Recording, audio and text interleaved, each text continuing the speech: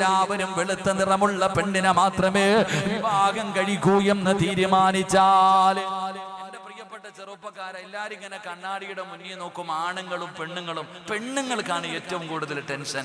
കണ്ണാടിയുടെ മുന്നിൽ പോയി നിൽക്കുമ്പോ, പടച്ചോനെ നിനക്ക് നിറം കറുപ്പാണല്ലോ അല്ല, ബ്ലാക്ക് ആണല്ലോ അല്ല. പലരും വന്ന് പെണ്ണ് നോക്കും, എങ്ങനെയുണ്ട്, പെണ്ണൊക്കെ കൊള്ളാം, പക്ഷെ നിറം ഇത്തിരി കുറവാ. ഏറ്റവും കൂടുതൽ വിവാഹം മുടങ്ങിപ്പോകുന്നത് എന്റെ പ്രിയപ്പെട്ട സഹോദരങ്ങളെ, ഗ്ലാമർ ഇല്ലാത്തതിന്റെ പേരിൽ. ആണുങ്ങൾ പെണ്ണുങ്ങൾക്ക് ഗ്ലാമർ നോക്കും. ഇപ്പൊ പെണ്ണുങ്ങൾ നേരെ തിരിച്ചു നോക്കാൻ തുടങ്ങിയിട്ടുണ്ട്. ആണുങ്ങൾക്ക് ഗ്ലാമർ ഉണ്ടെങ്കിൽ എങ്കിൽ എന്റെ പ്രിയപ്പെട്ട ചെറുപ്പക്കാരോട് പറയുന്നു, അള്ളാഹുവിന്റെ റസൂൽ സല്ലല്ലാഹു അലൈഹി വസല്ലമ തങ്ങൾ പറഞ്ഞു, നിങ്ങൾ ഗ്ലാമർ നോക്കിയിട്ട് കെട്ടല്ലേ എന്ന് നബി മുഹമ്മദ് മുസ്തഫ സല്ലല്ലാഹു അലൈഹി വസല്ലമ തങ്ങൾ പറഞ്ഞു, ഗ്ലാമർ നോക്കി കെട്ടരുത് മോനെ. ഗ്ലാമർ മാത്രം നോക്കിയിട്ട് നല്ല മേക്കപ്പ് ഒക്കെ ചെയ്ത് സുന്ദരിയായി ഒരുങ്ങി കെട്ടി വെളുത്തു തുടുത്തിരിക്കണ പെണ്ണിനെ കെട്ടാറുണ്ട്. പക്ഷേ നമുക്ക് അള്ളാഹ് ആരാന്നറിയാവോ, ദീൻ എന്തെന്നറിയോ, നിസ്കാരം എന്തെന്നറിയോ അറിയില്ല. അങ്ങനെ ഉള്ളവളെ കെട്ടിയിട്ട് സക്കറാത്തിന്റെ വലിക്കണ ചെറുപ്പക്കാരുണ്ട്. അള്ളാഹു കാത്തിരക്ഷിക്കുമാറാകട്ടെ. ഇത് പറഞ്ഞതാരാ? മുത്തുനബി സല്ലല്ലാഹു അലൈഹി വസല്ലമ തങ്ങളാ പറഞ്ഞത്. ദീനില്ലാത്ത ഗ്ലാമർ ഉള്ള പെണ്ണിനെ കെട്ടണ്ട. കാരണം എന്തേ? സൗന്ദര്യം പെണ്ണിനെ നശിപ്പിച്ചു കളയുമെന്ന് നബി മുഹമ്മദ് മുസ്തഫ സല്ലല്ലാഹു അലൈഹി വസല്ലമ തങ്ങൾ. അതുകൊണ്ടാണ് ഈ പള്ളിയിലെ കമ്മിറ്റിക്കാരോടൊക്കെ ചോദിച്ചാൽ അറിയാം, പള്ളിയിലെ ഖതീബിനോട് ചോദിച്ചാൽ അറിയാം, എന്റെ പ്രിയപ്പെട്ടവരെ, മസ്ലഹത്ത് വരുമ്പോ കടന്ന് എന്ത് കഷ്ടപ്പാടെന്നറിയും. വല്ലാത്ത അത്ഭുതം. ഇന്നലെ എന്റെ പള്ളിയുടെ ജമാഅത്തിന്റെ പ്രസിഡന്റ്, ഇന്നലെ എനിക്ക് വലിയ അത്ഭുതം തോന്നി. 55 വയസ്സുള്ള ഒരു കാക്ക ഇന്നലെ തലാക്ക് മസ്ലഹത്തിന് വന്നത്. 55 56 വയസ്സുള്ള ഒരു സഹോദരൻ എന്റെ കൈ പിടിച്ചിട്ട് പറയുന്നു, ഉസ്താദ് ഒന്ന് നിന്നിട്ട് പോകാൻ. ഞാൻ ചിന്തിച്ചു നോക്കി, എന്റെ പ്രിയപ്പെട്ട സഹോദരങ്ങളെ, പള്ളിയിലെ ഉസ്താദന്മാർ. അതുകൊണ്ടാണ് ഈ കൗൺസിലിങ്ങിന് പോകുന്ന ഡോക്ടർമാരൊക്കെ പറയും, 3 കാര്യം പെണ്ണുങ്ങളോട് പറയാൻ പാടില്ല എന്ന്. ഹദീസ് അല്ലട്ടാ. ഇനി ബുഖാരിയിലുണ്ടോ മുസ്ലിമിലുണ്ടോ എന്ന് ചോദിക്കരുത്. ഇത് ഹദീസ് അല്ല. കാരണം വ്യക്തമായി കേട്ടോ, ഇത് ഡോക്ടർമാര് പറയും 3 കാര്യങ്ങൾ പെണ്ണുങ്ങളോട് പറയാൻ പാടില്ല എന്നാ. 3 കാര്യങ്ങൾ പെണ്ണിനോട് പറയാൻ പാടില്ല. അതിൽപ്പെട്ട ഒരു കാര്യമാണ്, ചില സമയങ്ങളിൽ ചെറുപ്പക്കാരിങ്ങനെ ഇരുന്നിട്ട് പറയും, ആമിന നിനക്ക് എന്തൊരു ഗ്ലാമർ ആമിന, ഓ നിന്നെക്കാളും സുന്ദരിയായ ഒരു പെണ്ണി ലോകത്തുണ്ടോ, ഈ പൊട്ടനായി എനിക്ക് നിന്നെ എങ്ങനെ കിട്ടി. ചുമ്മാതെ പറയണതാ, ബെടയടിക്കണ. ഈ ഭാര്യയോട് ഇങ്ങനെ പറയും. ഇതങ്ങോട്ട് കേൾക്കുമ്പോ ഓൾ അറസിന്റെ മുകളിലോട്ട് കയറും. പടച്ചനെ, കണ്ണാടിയുടെ മുന്നിലിട്ട് നിന്നിട്ട് നോക്ക, എനിക്ക് ഇത്രയും സൗന്ദര്യം ഉണ്ടോ. അവസാനം എന്ത് സംഭവിക്കുന്ന, ഒരു കല്യാണ വീട്ടിൽ പോയ ഭർത്താവ് മുന്നിൽ നടക്കും, ഭാര്യ പുറകിൽ നടക്കും, ഒരുമിച്ച് നടക്കാറില്ല. കാരണം ജോഡികളല്ല. അതുകൊണ്ടാണ് ഈ എല്ലാരും പറയുന്നത്, ഇങ്ങനെയുള്ള കാര്യങ്ങൾ ഉണ്ടെങ്കിലും പറയാൻ പാടില്ല എന്ന്. ഞാനിപ്പോ പറഞ്ഞു വന്നത്, ഗ്ലാമർ ഇല്ലാത്തതിന്റെ പേരിൽ വേദനിക്കുന്ന ഒരുപാട് ചെറുപ്പക്കാരുണ്ട്, ഒരുപാട് പെങ്ങന്മാരുണ്ട്. എങ്കിൽ എന്റെ പ്രിയപ്പെട്ടവരെ, എന്നാൽ ഏറ്റവും കൂടുതൽ നിങ്ങൾ ഏതെങ്കിലും ഡോക്ടർമാരെ പരിചയമുണ്ടെങ്കിൽ നിങ്ങൾ ചോദിക്കണം, കറുത്ത പെണ്ണ്, കറുപ്പിനല്ലേ ഇപ്പൊ 7 അഴക്, അങ്ങനല്ലേ പറയാ ഇവിടെ? അങ്ങനെ നിങ്ങളുടെ ഭാഷയിൽ എങ്ങനെ പറയും? കറുപ്പിന് 7 അഴകെന്നാ പറഞ്ഞ. ഏറ്റവും നല്ല ഗ്ലാമർ കറുപ്പിനാ. അള്ളാഹു നമുക്ക് ഈമാൻ തരുമാറാകട്ടെ. കാരണം എന്തെന്നറിയോ, കറുത്ത നിറമുള്ള പെണ്ണുമായിട്ടുള്ള ദാമ്പത്യ ജീവിതം വളരെ മനോഹരമായിരിക്കുമെന്ന ഡോക്ടർമാര് പറയുന്നത്. ഒരാൾക്കാര് പറയുന്നത് കറുത്ത നിറമുള്ള പെണ്ണുമായിട്ടുള്ളൊരു ജീവിതം. കാരണം എന്തെന്നറിയുമോ, അവള് ചിന്തിക്കുന്നത്, പടച്ചവനെ എനിക്ക് സൗന്ദര്യമില്ലെങ്കിലും ഒരു നല്ല ഭർത്താവിനെ എനിക്ക് കിട്ടിയല്ലോ, എന്റെ ഭർത്താവിനെ എനിക്ക് തൃപ്തിപ്പെടുത്തണം. അദ്ദേഹത്തിന്റെ ആഗ്രഹം എന്താ, മോഹങ്ങൾ എന്താ, സ്വപ്നങ്ങൾ എന്താ, എന്തിനും അവൾ തയ്യാറാകും. കാരണം അവൾക്ക് ആ ഭർത്താവിനെ വേണം. അവരുടെ ജീവിതം വലിയ സന്തോഷത്തിലാണെന്ന. അപ്പൊ ഞാൻ പറഞ്ഞു വന്നത്, സഈദ് ഇബ്നുൽ മുസയ്യിബ് റളിയല്ലാഹു തആല അൻഹു മഹാനവറുകളുടെ മുന്നിൽ ഇരുന്നു കൊണ്ട് ചെറുപ്പക്കാരൻ അവിടെ നിന്ന് പറയുന്നു, തങ്ങളെ എന്റെ മനസ്സിലെ ഏറ്റവും വലിയ, എന്റെ മനസ്സിൽ ഇങ്ങനെ വേദനയുണ്ടാക്കുന്ന കാര്യം എന്തെന്നറിയുമോ, പണമില്ലാത്തതല്ല, എനിക്ക് ആരോഗ്യമില്ലാത്തതല്ല.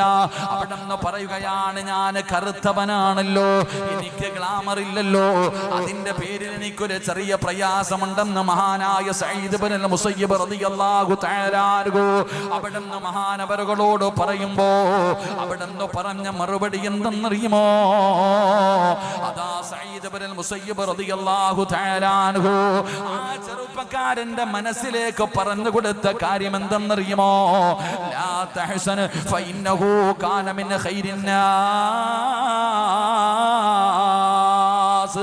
മഹാനായ സഈദ് ഇബ്നുൽ മുസയ്യിബ് റളിയല്ലാഹു തആല അൻഹു ആ സൗന്ദര്യമില്ലെന്ന് പറഞ്ഞ ചെറുപ്പക്കാരനോട് അവിടെന്ന് പറഞ്ഞു കൊടുത്ത മോനെ നീ ഭയപ്പെടണ്ട, എന്തിനാടാ നീ വേദനിക്കുന്നത്, എന്തിനാ നീ പ്രയാസപ്പെടുന്നത്, നിറമില്ലാത്തതിന്റെ പേരിൽ കറുത്ത നിറമായി പോയതിന്റെ പേരിൽ വേദനിക്കുന്ന എന്റെ പ്രിയപ്പെട്ട സഹോദരിമാരോട് എന്തിനാ പൊന്നുമോളെ നീ ഭയപ്പെടുന്നത്? അല്ലാഹുവിന്റെ പ്രവാചകന് പറഞ്ഞതെന്തെന്നറിയുമോ? അല്ലാഹുവിന്റെ റസൂൽ പറഞ്ഞതെന്തെന്നറിയുമോ? മഹാനായ സഈദ് ഇബ്നുൽ മുസയ്യിബ് റളിയല്ലാഹു തആല അൻഹു പറയുകയാ, ലാ തഹ്സൻ, മോനെ നീ ഭയപ്പെടണ്ട, ഫഇന്നഹു കാന മിൻ ഖൈരിൻ നാസ്. ഈ സൗന്ദര്യമില്ലാത്തവര്, ഈ ഗ്ലാമർ ഇല്ലാത്ത എത്രയോ പേര് അല്ലാഹു ജനങ്ങളിൽ ഉയർത്തിയിട്ടുണ്ട്. മഹാനായ സഈദ് ഇബ്നുൽ മുസയ്യിബ് റളിയല്ലാഹു തആല അൻഹു അവിടുന്ന് ചെറുപ്പക്കാരനോട് പറഞ്ഞു കൊടുത്ത മറുപടി എന്തെന്നറിയുമോ? മോനെ ഗ്ലാമർ ഇല്ല എന്ന് പറഞ്ഞ് നീ പ്രയാസപ്പെടണ്ട, നിന്നെ പോലെ ഗ്ലാമർ ഇല്ലാതിരുന്ന എത്രയോ പേര് അല്ലാഹു ജനങ്ങളിൽ നിന്ന് ഉയർത്തിയിട്ടുണ്ടായിരുന്നു. അല്ലാഹു അവർക്ക് വലിയ സ്ഥാനം കൊടുത്തിട്ടുണ്ടായിരുന്നു. മഹാനായ പ്രവാചകൻ നബി മുഹമ്മദ് മുസ്തഫ സല്ലല്ലാഹു അലൈഹി വസല്ലമ തങ്ങള് അവിടുന്ന് പറഞ്ഞു കൊടുക്കുകയാണ്, ഗ്ലാമർ ഇല്ലാത്ത 4 പേര്, ഗ്ലാമർ ഇല്ലാത്ത 4 പേര്, കറുത്തവരായ 4 പേര്, സൗന്ദര്യമില്ലാത്ത 4 പേര്, മുടിയെല്ലാം ചുരുണ്ടുപോയ 4 പേര്. അല്ലാഹുവിന്റെ പ്രവാചകനുണ്ടല്ലോ, അവരെ നോക്കിയിട്ടാണ് പറഞ്ഞത്, സ്വഹാബാ മിൻ അഹ്ലിൽ ജന്നാ, കറുത്തവരായ 4 ആൾക്കാർ, അവരിൽ 3 പേരെ നോക്കിയിട്ടാണ് അല്ലാഹുവിന്റെ പ്രവാചകൻ പറഞ്ഞത്, ഇവര് 3 പേരും സ്വർഗത്തിന്റെ അവകാശികളാ. ഈ കറുത്തവരായ സൗന്ദര്യമില്ലാത്ത മുടിയെല്ലാ ചുരുണ്ടുപോയ നീഗ്രയെ പോലെ ഇരിക്കുന്ന, കറുത്ത് കരിക്കട്ടയെ പോലെ ഇരിക്കുന്ന ഇവരുണ്ടല്ലോ, ഇവര് സ്വർഗത്തിന്റെ അവകാശിയാണ് സഹാബാ. അല്ലാഹുവിന്റെ പ്രവാചകൻ അവിടെ നിന്ന് പറഞ്ഞു കൊടുക്കുമ്പോ, ആരാ ചെറുപ്പക്കാരാ സൗന്ദര്യമില്ലാത്ത ഈ കറുത്തവരായ സ്വർഗത്തിന്റെ അവകാശികളായ 4 വിഭാഗമാരാ? അല്ലാഹുവിന്റെ പ്രവാചകൻ അവിടെ നിന്ന് ഒന്നാമതായി പറഞ്ഞു കൊടുക്കുകയാണ്, സ്വഹാബാ, അതിലെ ഒന്നാമത്തെ മനുഷ്യനാരെന്നറിയുമോ? മഹാനായ സയ്യിദുനാ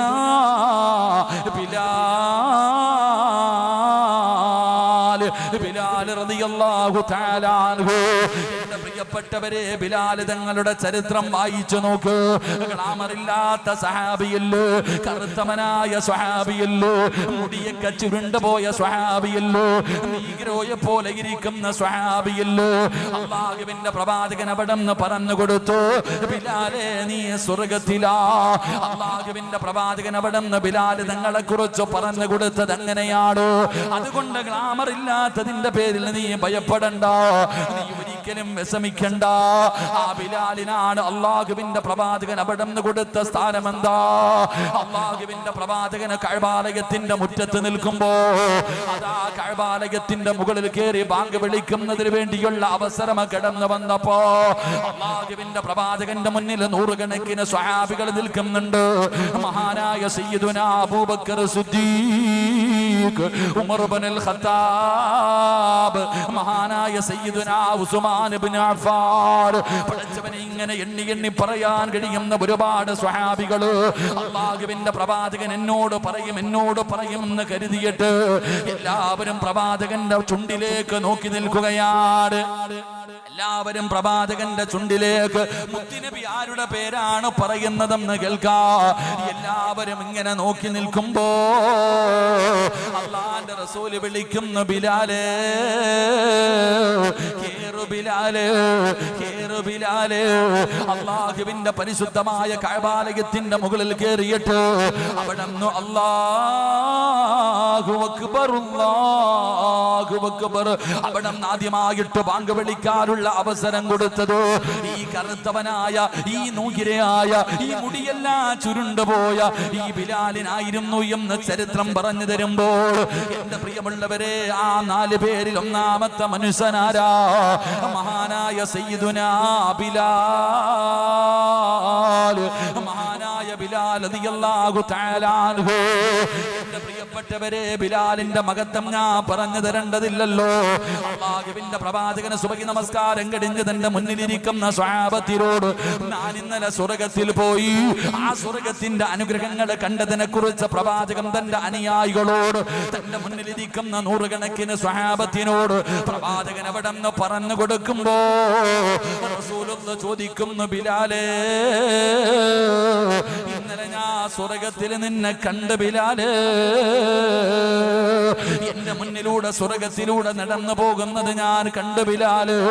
നിന്നെ കുറിച്ച് അല്ലാഹുവിന്റെ മലക്കുകൾ പോലും അത് ബിലാലാണെന്ന് എന്നോട് പറയുകയാ എന്ന് പ്രവാചകന് സ്വർഗ്ഗത്തിൽ കണ്ടു എന്ന് പറഞ്ഞ ബിലാൽ റളിയല്ലാഹു തആല അൻഹു. ആ ഒന്നാമത്തെ സ്വഹാബിയെ കുറിച്ചാണ് സഈദ് ഇബ്നുൽ മുസയ്യിബ് റളിയല്ലാഹു തആല അൻഹു പറഞ്ഞു കൊടുക്കുന്നത്. രണ്ടാമത്തെ മനുഷ്യനാരെന്നറിയുമോ?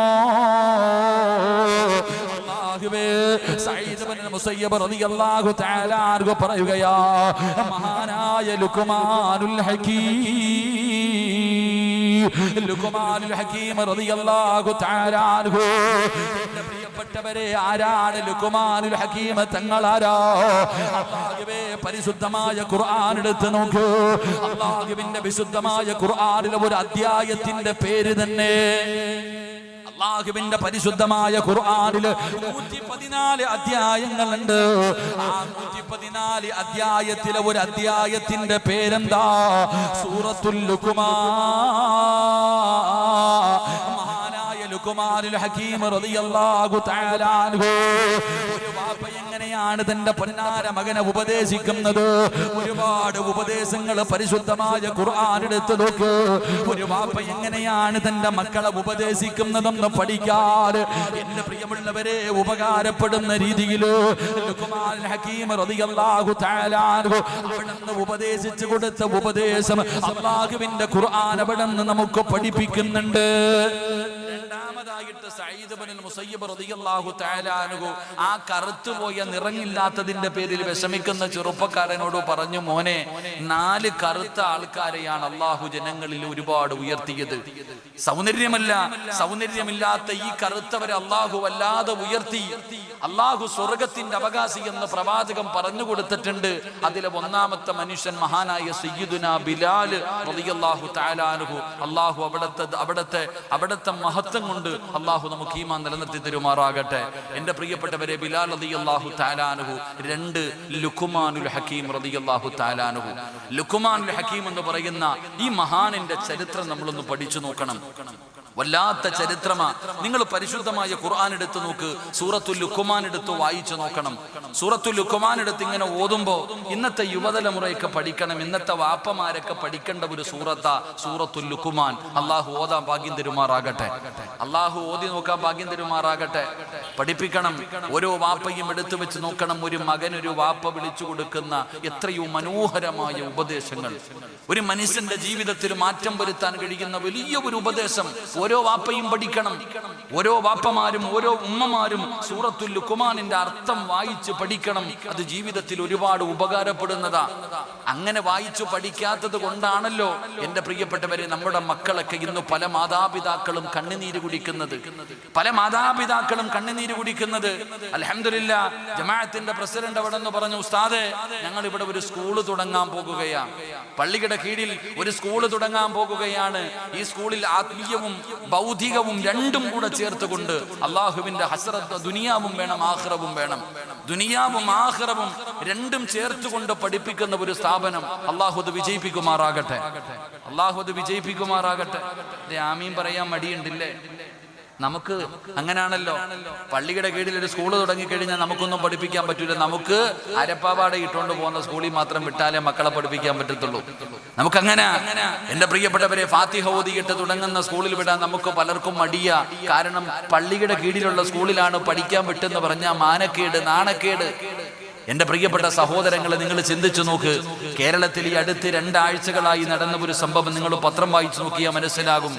എൻ്റെ പ്രിയപ്പെട്ടവരെ, തിരുവനന്തപുരം ജില്ലയിൽ, എൻ്റെ ജില്ലയായ തിരുവനന്തപുരം ജില്ലയിൽ, ഞാനിപ്പോൾ താമസിക്കുന്ന തിരുവനന്തപുരം ജില്ലയിൽ നെയ്യാറ്റിൻകര എന്ന് പറയുന്ന ഒരു സ്ഥലത്ത് തൻ്റെ പ്രിയപ്പെട്ട അച്ഛനും അമ്മയും പോലീസുകാര് വീട്ടിൽ നിന്ന് പുറത്താക്കുന്നതിന് വേണ്ടി കടന്നു വന്നപ്പോൾ ശരീരത്തിൽ പെട്രോൾ ഒഴിച്ചിട്ട് പ്രതിഷേധം കാണിച്ചതാ. അബദ്ധത്തിൽ അവരുടെ ശരീരത്തിലേക്ക് തീ വീണ് 2 പേരും തൻ്റെ കണ്ണിന്റെ മുന്നിൽ കടന്ന് തീ പിടിച്ചിട്ട് 2 പേരും ശരീരത്തിലേക്ക് തീ പിടിച്ചു. അവർ 2 പേരും മരണപ്പെട്ടു പോയി. അവസാനം തൻ്റെ പ്രിയപ്പെട്ട അച്ഛനെ കുഴിച്ചിടുന്നതിന് വേണ്ടി വീടിന്റെ സൈഡിൽ കുഴിയെടുക്കുന്ന 10-14 വയസ്സുള്ള ഒരു മകന്റെ ചിത്രം ഞാനും നിങ്ങളും പത്രമാധ്യമങ്ങളിലൂടെ കണ്ടതാ. തൻ്റെ പ്രിയപ്പെട്ട അച്ഛനെയും അമ്മയെയും കുഴിച്ചിടുന്നതിന് വേണ്ടി കുഴിയെടുക്കുന്ന ഒരു മകന്റെ വാർത്ത. എന്നാൽ അതേ തിരുവനന്തപുരം ജില്ലയിൽ എൻ്റെ വീട്ടിൽ നിന്ന് ഏകദേശം 17 കിലോമീറ്റർ വരും വർക്കല എന്ന് പറയുന്ന സ്ഥലത്ത് തന്നെ 9.5 മാസക്കാലം ഗർഭം ചുമന്ന് മരണവേദനയുടെ വേദനയിൽ നൊന്ത് പ്രസവിച്ച തൻ്റെ പ്രിയപ്പെട്ട പെറ്റുമ്മാനെ ചവിട്ടി തേക്കുന്ന ഒരു രംഗം ഞാനും നിങ്ങളും മൊബൈലിലൂടെ കണ്ടതാ. തൻ്റെ ഉമ്മയെ വല്ലാതെ തല്ലുകയാ, ഉമ്മാൻ അടിക്കുന്നു, ചവിട്ടുന്നു, വളരെ വല്ലാതെ പീഡിപ്പിക്കുന്ന രംഗങ്ങൾ. എൻ്റെ പ്രിയപ്പെട്ടവരെ, ഞാനിങ്ങനെ പരിശുദ്ധമായ ഖുർആൻ ഓതിയപ്പോ ഞാനിങ്ങനെ ചിന്തിച്ചിട്ടുണ്ട്. അള്ളാഹുവിന്റെ വിശുദ്ധമായ ഖുർആൻ ഒരു സ്ഥലത്ത് പറഞ്ഞു, അൽ മാലു വൽ ബനൂന സീനത്തുൽ ഹയാത്തുദ് ദുനിയ. അള്ളാഹുവിന്റെ പരിശുദ്ധമായ ഖുർആൻ പറയുന്നു, സമ്പത്തും മക്കളും ചിലർക്ക് അലങ്കാരമാണ്. അള്ളാഹുവിന്റെ വിശുദ്ധമായ ഖുർആൻ പറഞ്ഞു, സമ്പത്തും മക്കളും ചിലർക്ക് അലങ്കാരമാണ്. ചില ആൾക്കാരൊക്കെ പറയാറുണ്ട്, ഞാൻ ഇന്ന ആളുടെ എൻ്റെ മകനാവൻ അഭിമാനത്തോടു കൂടി പറയാറുണ്ട്. എന്റെ മകനാണ് സിറാജ്, എന്റെ മകനാണ് അബൂബക്കർ, പള്ളിയുടെ പ്രസിഡന്റ് ഷെരീഫ് എന്റെ മോന, പള്ളിയിലെ ഖത്തീബിന്റെ വാപ്പ പറയും എന്റെ മോന അവിടുത്തെ പള്ളിയിലെ ഖത്തീബ്, അഭിമാനത്തോടു കൂടി പറയുന്നു. എന്നാൽ അതേ ഖുർആൻ തന്നെ മറ്റൊരു ഭാഗത്ത് പറഞ്ഞു, ഇന്നമാ അംവാലുക്കും വഔലാദുക്കും ഫിത്ന, മക്കളും സമ്പത്തും നാശമാണെന്ന് പരിശുദ്ധമായ ഖുർആൻ മറ്റൊരു സ്ഥാനത്ത്. എൻ്റെ പ്രിയപ്പെട്ട സഹോദരങ്ങളെ, നമ്മൾ ഇത് രണ്ടും എടുത്തൊന്ന് വായിച്ചു നോക്കിയാൽ നമുക്ക് മനസ്സിലാകും ഖുർആൻ പറഞ്ഞ ഈ ഉപമ. മക്കൾ കാരണം സന്തോഷിക്കുന്നവരുമുണ്ട്, മക്കൾ കാരണം നാട്ടുകാരുടെ മുന്നിൽ അഭിമാനത്തോടു കൂടി നടക്കുന്നവരുമുണ്ട്, മക്കൾ കാരണം നാട്ടുകാരുടെ മുന്നിൽ തലകുനിച്ച് കണ്ണീരിൽ കഴിയുന്നവരുമുണ്ട്. അള്ളാഹു കാത്തുരക്ഷിക്കുമാറാകട്ടെ, അള്ളാഹു കാത്തുരക്ഷിക്കുമാറാകട്ടെ. അള്ളാഹു നമ്മുടെ മക്കളെ സ്വാലിഹീങ്ങളാക്കി തരുമാറാകട്ടെ. അതുകൊണ്ടാണ് ഞാൻ പറഞ്ഞത്, നിങ്ങൾ സൂറത്തുൽ ലുഖ്മാൻ എടുത്ത് ഓതി നോക്കണം, നിങ്ങൾ സൂറത്തുൽ ലുഖ്മാൻ എടുത്ത് വായിച്ചു നോക്കണം. ആ സൂറത്തുൽ ലുഖ്മാനിലൂടെ മഹാനായ ലുഖ്മാനുൽ ഹകീം റളിയല്ലാഹു തആല അൻഹു തന്റെ പ്രിയപ്പെട്ട പൊന്നാര മകന് കൊടുക്കുന്ന ഒരുപാട് ഉപദേശങ്ങൾ നമുക്ക് കാണാം. അല്ലാഹുവേ, ആ ലുഖ്മാനുൽ ഹകീം റളിയല്ലാഹു തആല അൻഹുവിന്റെ ചരിത്രം എടുത്ത് നോക്ക്. മഹാനായ സഈദ് ഇബ്നുൽ മുസയ്യിബ് റളിയല്ലാഹു തആല അൻഹു പറയുകയാ, ആരാണ് ലുഖ്മാനുൽ ഹകീം എന്നറിയുമോ? പ്രവാചകനല്ല. എന്നിട്ടും അല്ലാഹുവിന്റെ വിശുദ്ധമായ ഖുർആനിൽ അവിടുന്ന് ഒരു പേര് തന്നെ, സൂറത്തിന്റെ പേര് തന്നെ ലുഖ്മാൻ എന്നാണ്. ആ വാപ്പ തന്റെ പൊന്നാര മകന് കൊടുക്കുന്ന ഉപദേശങ്ങൾ ഖുർആൻ പോലും എനിക്കും നിങ്ങൾക്കും പഠിപ്പിച്ചു തരുമ്പോ ആരാണ് ലുഖ്മാനുൽ ഹകീം എന്നറിയുമോ? സാധാരണ ഒരു മനുഷ്യനായിരുന്നില്ല. സഈദ് ഇബ്നുൽ മുസയ്യിബ് റളിയല്ലാഹു തആല അൻഹു പറയുകയാ, അവിടുന്ന് പറയുന്നു, കാന ലുഖ്മാനുൽ ഹകീം റളിയല്ലാഹു തആല അൻഹു കറുത്തവനായിരുന്നു, വല്ലാത്ത കറുപ്പായിരുന്നു, മുടിയെല്ലാം ചുരുണ്ടതായിരുന്നു, ചന്റെ ചുണ്ടുകൾ മുഴുവനും തടിച്ചതായിരുന്നു. സുഡാനികളെ പോലെ മഹാനായ ലുഖ്മാനുൽ ഹകീം റളിയല്ലാഹു തആല അൻഹുവിന്റെ സൗന്ദര്യം അങ്ങനെയായിരുന്നു. എന്റെ പ്രിയപ്പെട്ടവരെ, അവിടുന്ന് മഹാന്മാര് പഠിപ്പിക്കുകയാ, മഹാനായ ഖലീലുല്ലാഹി ഇബ്രാഹിം നബി അലൈഹിസ്സലാമിന്റെ കുടുംബ പരമ്പരയിലൂടെയാണ് മഹാനായ ലുഖ്മാനുൽ ഹകീം തങ്ങൾ കടന്നു വരുന്നത്. മഹാനായ ലുഖ്മാനുൽ ഹകീം റളിയല്ലാഹു തആല അൻഹു പടച്ചവനെ അവിടുന്ന് പറയുകയാണ്,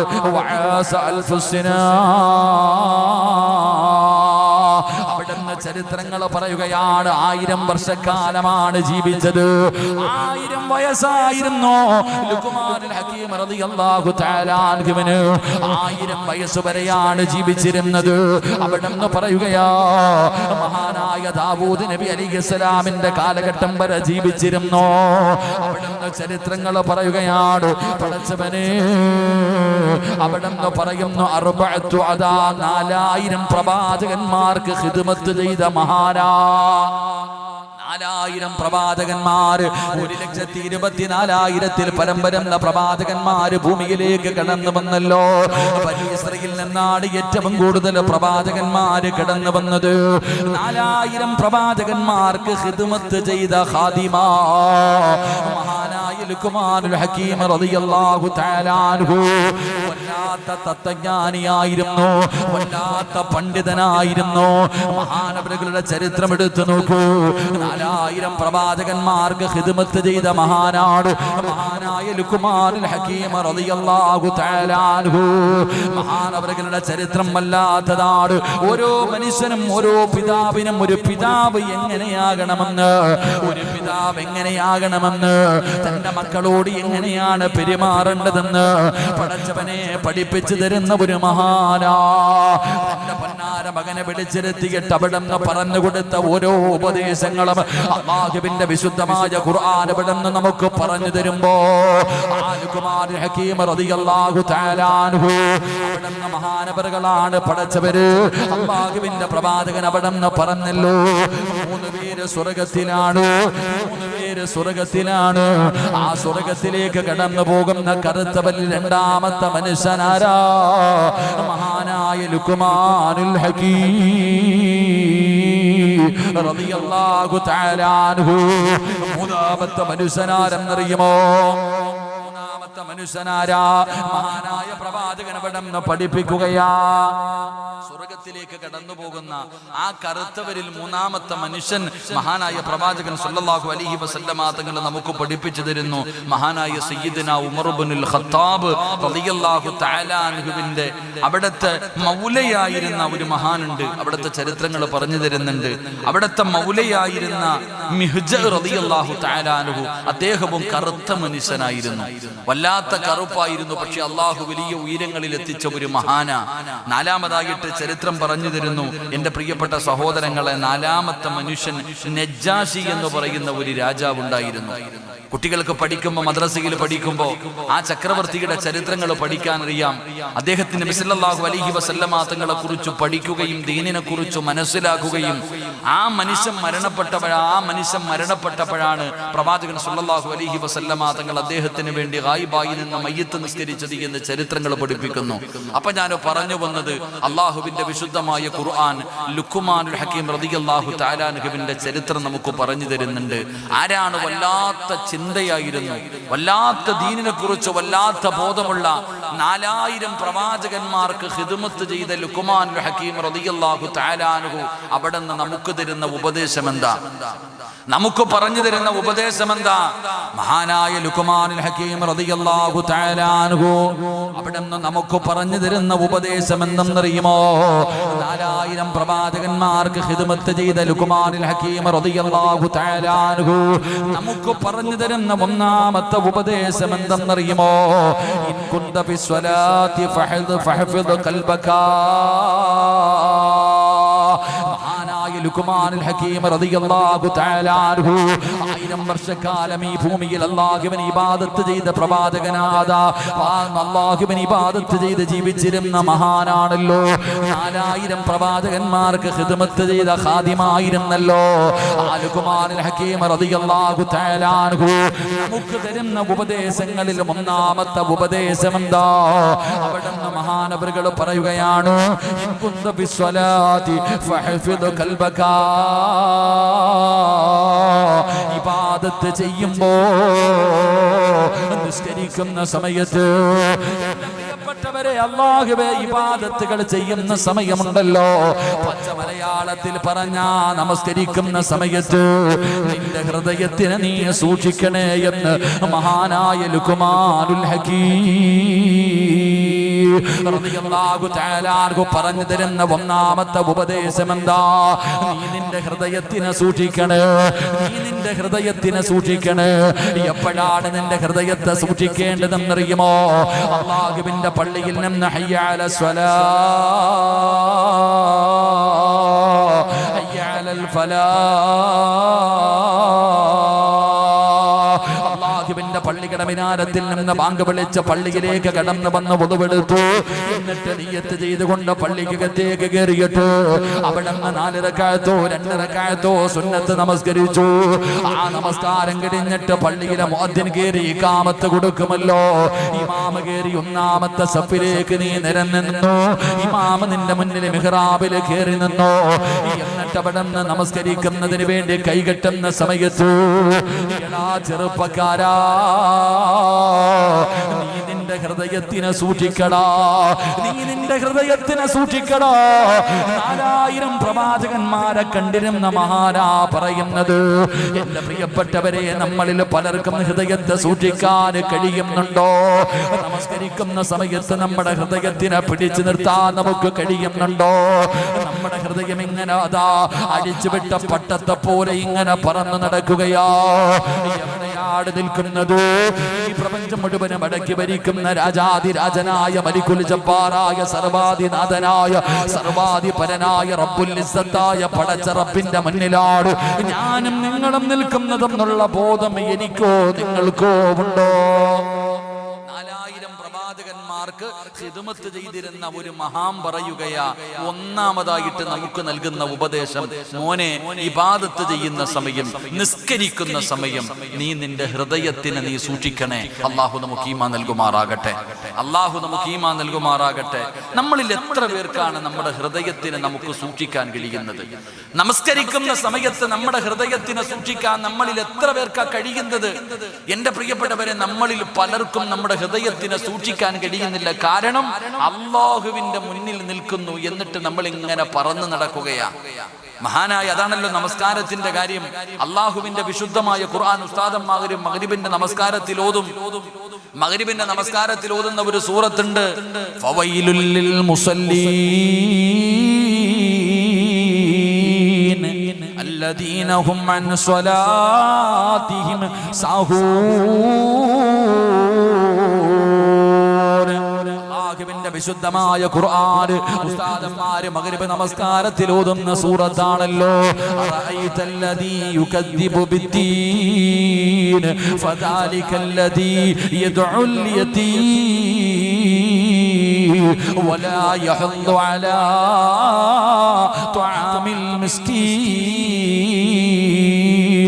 ഫവൈലുൽ ലിൽ മുസല്ലീൻ.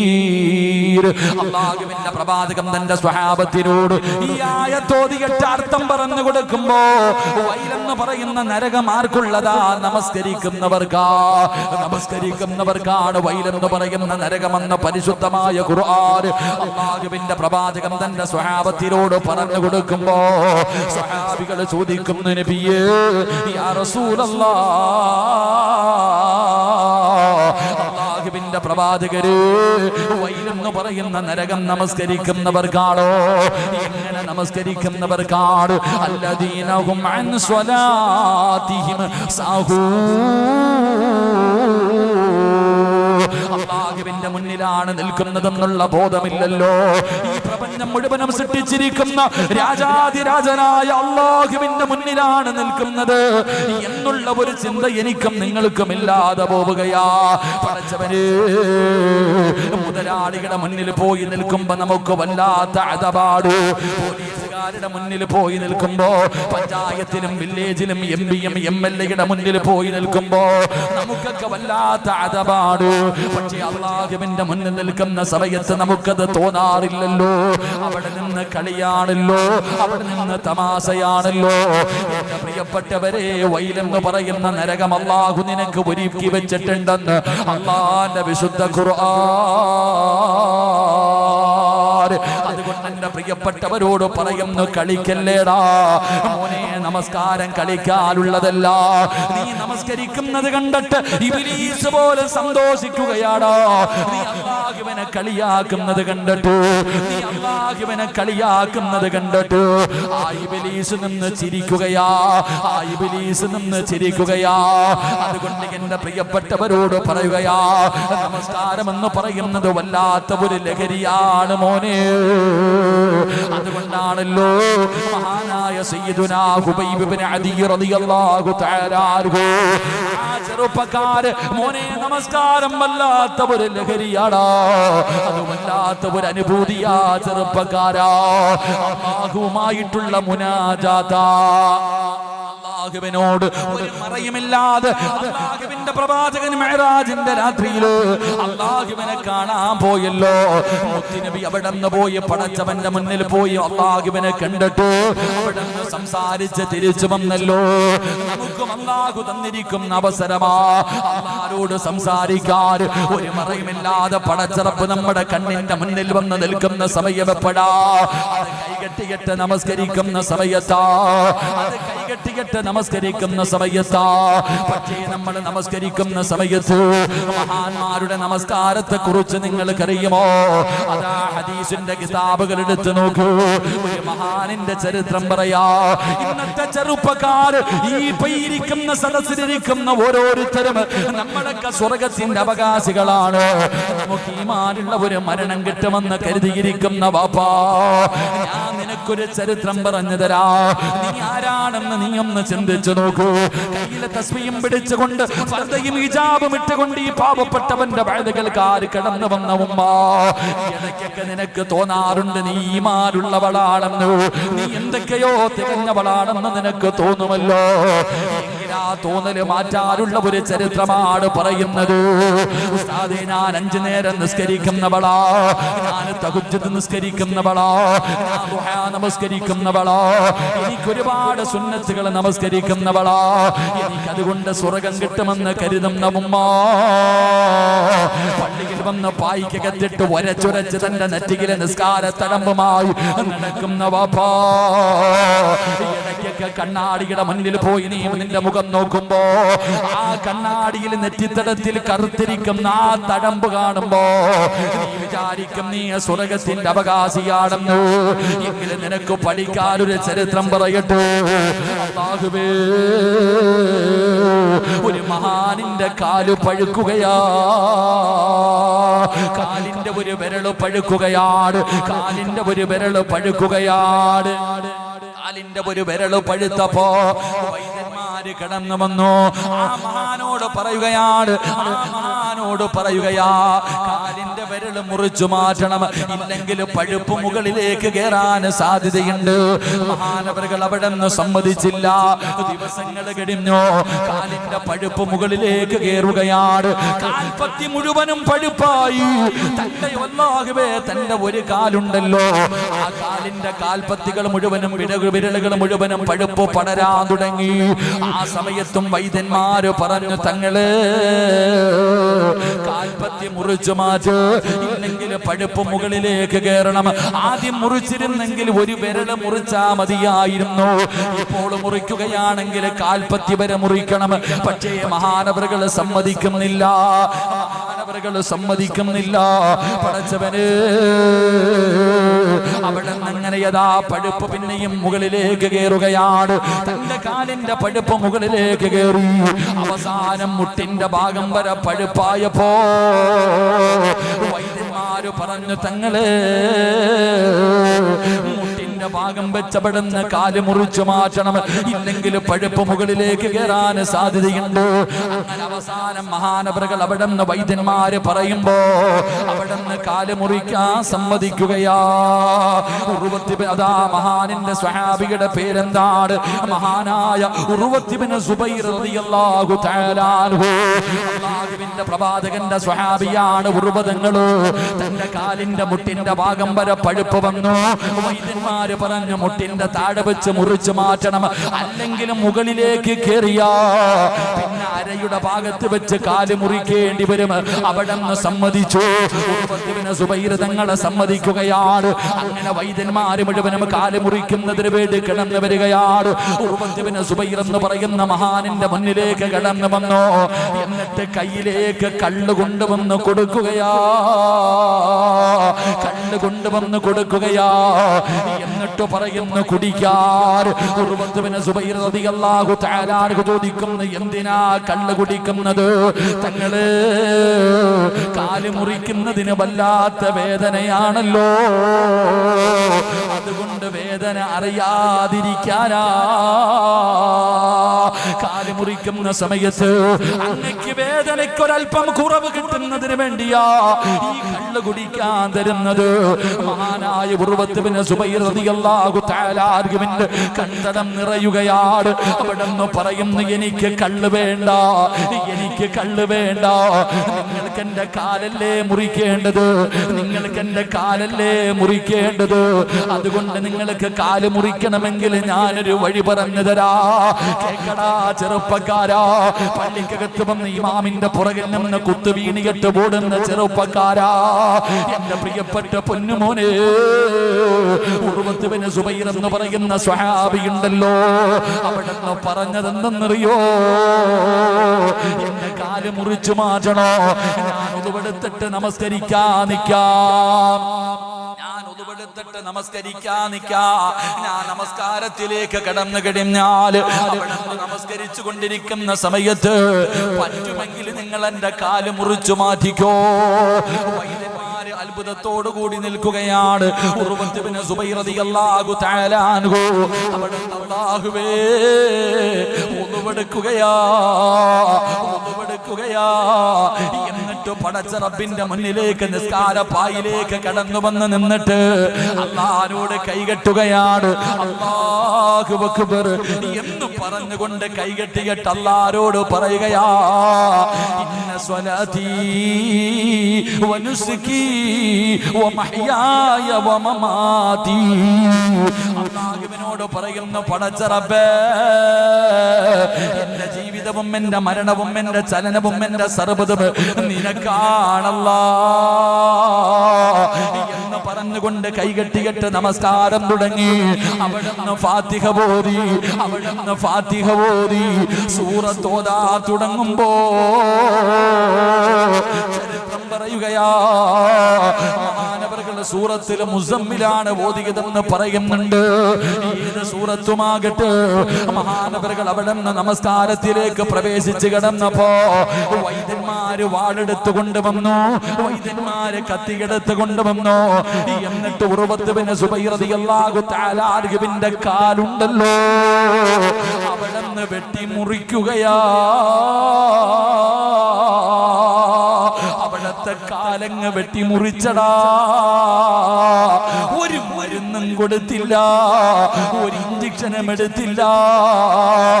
നമസ്കരിച്ചു കൊണ്ടിരുന്ന മനുഷ്യന്റെ കാലതാ കൊല വെട്ടിയെടുക്കുന്നത് പോലെ അവിടുന്ന് മഹാനവറുകളുടെ കാലവിടന്ന് വെട്ടിമുറിക്കുകയോ. സുബ്ഹാനല്ലാഹ്, ഉർവത്ത് ബിൻ സുബൈർ തങ്ങൾ അറിഞ്ഞില്ല, അവിടുന്ന് അറിഞ്ഞില്ലടാ പൊന്നുമോനെ. പെങ്ങളെ, ഒരു കൊതുവ് കടിച്ചാ നീ അറിയുമല്ലോ, ഒരു ഉറുമ്പ് കടിച്ചാ നീ അറിയുമല്ലോ. അപ്പൊ നിന്റെ നമസ്കാരം എത്രയാണെന്ന് നീ ചിന്തിച്ചു നോക്കൂ. ഉർവത്ത് ബിൻ സുബൈർ റളിയല്ലാഹു തആല അൻഹുവിന്റെ അവിടത്തെ കാല് വെട്ടിമുറിക്കുകയാണ്. മഹാനവറുകളെ നമസ്കാരത്തിലാണ്, ഒറ്റ കാലിൽ നിന്ന് നമസ്കരിക്കുകയാ. പൈപ്പ് പൊട്ടിക്കെട്ട് വെള്ളം പൊട്ടി ഒലിക്കുന്നത് പോലെ ഉർവതങ്ങളുടെ കാലിൽ നിന്ന് രക്തം ഇങ്ങനെ ഒഴുകുകയാണ്. പൈപ്പ് പൊട്ടിയിട്ട് വെള്ളം പോകുന്നത് പോലെ കാലിൽ നിന്ന് രക്തം ഇങ്ങനെ ഒഴുകുകയാണ്. മഹാനവറുകൾ അറിയുന്നില്ല, ഉറുവതങ്ങൾ അറിയുന്നില്ല. നമസ്കാരത്തിൽ തന്നെയാണ്. അവസാനം ശരീരത്തിലെ രക്തം മുഴുവനും ഇങ്ങനെ പോകുമ്പോ നിൽക്കുന്നതിന് വേണ്ടി എന്തേ ചെയ്തതെന്നറിയോ? നിൽക്കുന്നതിന് വേണ്ടി എന്തേ ചെയ്യുന്നത്? പഴയ കാലങ്ങളിൽ പെട്ടെന്ന് ബ്ലഡ് നിൽക്കുന്നതിന് വേണ്ടി ചെയ്യുന്ന കാര്യമെന്താ? സൈത്തണ്ണ തിളപ്പിക്കുകയാ, സൈത്തണ്ണ തിളപ്പിക്കുകയാ. സൈത്തണ്ണ തിളപ്പിച്ചിട്ട് ഉറുവ റളിയല്ലാഹു തആല അൻഹുവിന്റെ മുറിച്ച കാലിന്റെ പാക്കിയിലേക്ക്, ആ മുറിച്ചു മാറ്റിയ സ്ഥലത്തേക്ക് ആ തിളച്ച എണ്ണയങ്ങ് പിടിച്ചു കൊടുക്കുകയാ. അറിഞ്ഞില്ല ചെറുപ്പക്കാരാ, കാല് മുറിച്ചു മാറ്റിയപ്പോഴും അറിഞ്ഞില്ല. സൈത്തണ്ണ തിളപ്പിച്ചിട്ട് തന്റെ കാലിലേക്ക് രക്തമൊന്ന് നിൽക്കുന്നതിന് വേണ്ടി മുക്കുമ്പോഴും മഹാനവറുകൾ അറിഞ്ഞില്ല. അവസാനം തന്റെ ശരീരത്തിലെ രക്തം മുഴുവനും ഇങ്ങനെ ഒഴുകിയിട്ട് മഹാനവറുകൾ അവിടെ നിന്ന് ബോധം കെട്ട് താഴെ വീഴുകയാ. ാകട്ടെ. ഒരു കാല് നിസ്കരിച്ചുകൊണ്ടിരുന്നപ്പോഴേ അങ്ങോട്ട് വെട്ടി മുറിച്ചു മാറ്റി, അറിഞ്ഞില്ല. ഒരു കാല് വെട്ടി മുറിച്ചിട്ട് ആ സഹാബി അറിഞ്ഞില്ല. തിളച്ച എണ്ണയെടുത്ത് ആ കാലിന്റെ അകത്ത് മുക്കിയിട്ടു അറിഞ്ഞില്ല. നമ്മളോ ഒരു കൊതുവ് കടിച്ചാൽ ഞാൻ അറിയും. നിങ്ങളുടെ കാര്യം എങ്ങനെയാണെന്ന് എനിക്കറിയില്ല. അള്ളാഹു ഈമാൻ തരുമാറാകട്ടെ. നിങ്ങൾ അറിയോ? കൊതുവ് കടിച്ചാൽ അറിയോ? പറ മനുഷ്യന്മാരെ, കൊതുവ് കടിച്ചാൽ അറിയോ? അറിയില്ലേ? അപ്പൊ എന്ത് നിസ്കാരവാദം? ഇതാ നീ 50 കൊല്ലം കൊണ്ട് ചെയ്യുന്നേ. ഇതാണ് ഞാൻ നിങ്ങൾ 30, 40, 50 കൊല്ലം കൊണ്ട് നിസ്കരിക്കുന്നു. എന്താ ഉമ്മമാരെ, നീയൊക്കെ ഒരുപാട് നിസ്കരിക്കുന്നുണ്ടല്ലോ. ഇങ്ങനെ ജീവിതത്തിൽ ഒരു നിസ്കാരം ഉണ്ടോ എനിക്കോ നിങ്ങൾക്കോ? ഇല്ല സഹോദരങ്ങളെ. ഇങ്ങനത്തെ നിസ്കാരം കൊണ്ടാ നമ്മൾ താടിയും തഴമ്പും വെച്ചുകൊണ്ട് സ്വർഗത്തിൽ പോകുമെന്ന് പറഞ്ഞ് കാത്തു കിടക്കുന്നത്. അള്ളാഹു കാത്തിരക്ഷിക്കുമാറാകട്ടെ. ഉറക്കപ്പറ അല്ല കാത്തിരക്ഷിക്കുമാറാകട്ടെ. അള്ളാഹു കാത്തിരക്ഷിക്കുമാറാകട്ടെ. അതാണ് ഇപ്പൊ പെണ്ണുങ്ങളെന്ന് പറഞ്ഞാൽ ഇപ്പൊ ഇങ്ങനാണല്ലോ. എവിടെയാണ് പൈസ വെച്ചത് എന്ന് ഓർമ്മ വന്നില്ലെങ്കിൽ പറയുന്ന വഴി ഒന്ന് നിസ്കരിച്ചാൽ മതി, ഓർമ്മ വരുമെന്ന്. എവിടെയാണ് ഏതെങ്കിലും ഒരു സാധനം എവിടെയെങ്കിലും ഇമാം അബൂ ഹനീഫ റളിയല്ലാഹു തആല അൻഹു, അബൂ ഹനീഫ റളിയല്ലാഹു തആല അൻഹുവിന്റെ അടുക്കൽ ഒരു മനുഷ്യൻ വന്നിട്ട് പറഞ്ഞു, തങ്ങളെ കുറച്ചു പൈസ ഞാൻ ഒരു സ്ഥലത്ത് കുഴിച്ചിട്ടു, എവിടെയാണെന്ന് എനിക്ക് അറിയണില്ല, മറന്നുപോയി, എന്തെങ്കിലും ഒരു വഴിയുണ്ടെങ്കിൽ പറഞ്ഞുതരാം. മഹാനവറുകൾ പറഞ്ഞു, വല്ല ഫിഖിഹിന്റെ മസലയാണെങ്കിൽ ഞാൻ പറഞ്ഞു തരാം, പൊക്കോളാൻ പറഞ്ഞു. ഇല്ല, എനിക്കൊരു വഴി പറഞ്ഞതാ, എനിക്ക് എന്തെങ്കിലും ഒരു വഴി പറഞ്ഞതാ. അവസാനം മഹാനവറുകൾ പറഞ്ഞു കൊടുത്തു, പോയി നിസ്കരിക്കാൻ. എന്റെ പ്രിയപ്പെട്ട സഹോദരങ്ങളെ, ആ മനുഷ്യൻ പോയി നമസ്കരിക്കാൻ വേണ്ടി കൈകെട്ടി. ആ മനുഷ്യൻ പോയിട്ട് നമസ്കരിക്കാൻ വേണ്ടി കൈകെട്ടി 2 റക്അത്തായപ്പോൾ തന്നെ പൈസ എവിടെ കിടക്കണേന്ന് മനസ്സിലായി. കൈയഴിച്ചിട്ട് വന്ന് എടുത്തു എന്ന് ചരിത്രം പഠിപ്പിക്കുന്നു. അള്ളാഹു ഈമാൻ തരുമാറാകട്ടെ. നമ്മളെങ്ങനെയാണല്ലോ നമസ്കരിക്കാൻ നിന്ന് കഴിഞ്ഞാൽ നമ്മുടെ ചിന്തകൾ അങ്ങനെ. എങ്കിൽ ആ മനുഷ്യന്റെ ഉർവത്ത് ബിൻ സുബൈർ റളിയല്ലാഹു തആല അൻഹുവിന്റെ ഒരു കാല് വെട്ടി മുറിച്ചിട്ട് ആ മഹാൻ അറിഞ്ഞില്ല. അവസാനം ബോധം കെട്ട് താഴെ കിടക്ക. അങ്ങനെ എല്ലാവരും വൈദ്യന്മാര് മുഴുവൻ ഇങ്ങനെ അടുത്ത് നിൽക്കുക. പടച്ചവനെ, ഈ മനുഷ്യന് ബോധം വരുമ്പോ ആര് പറയും കാല് മുറിച്ചു മാറ്റിയെന്ന്? കാല് മുറിച്ചു മാറ്റിയെന്ന് എങ്ങനെ പറയും? വിഷമമാകുമെന്ന് കരുതിയിട്ട് എല്ലാരും ഇങ്ങനെ നിൽക്കുക.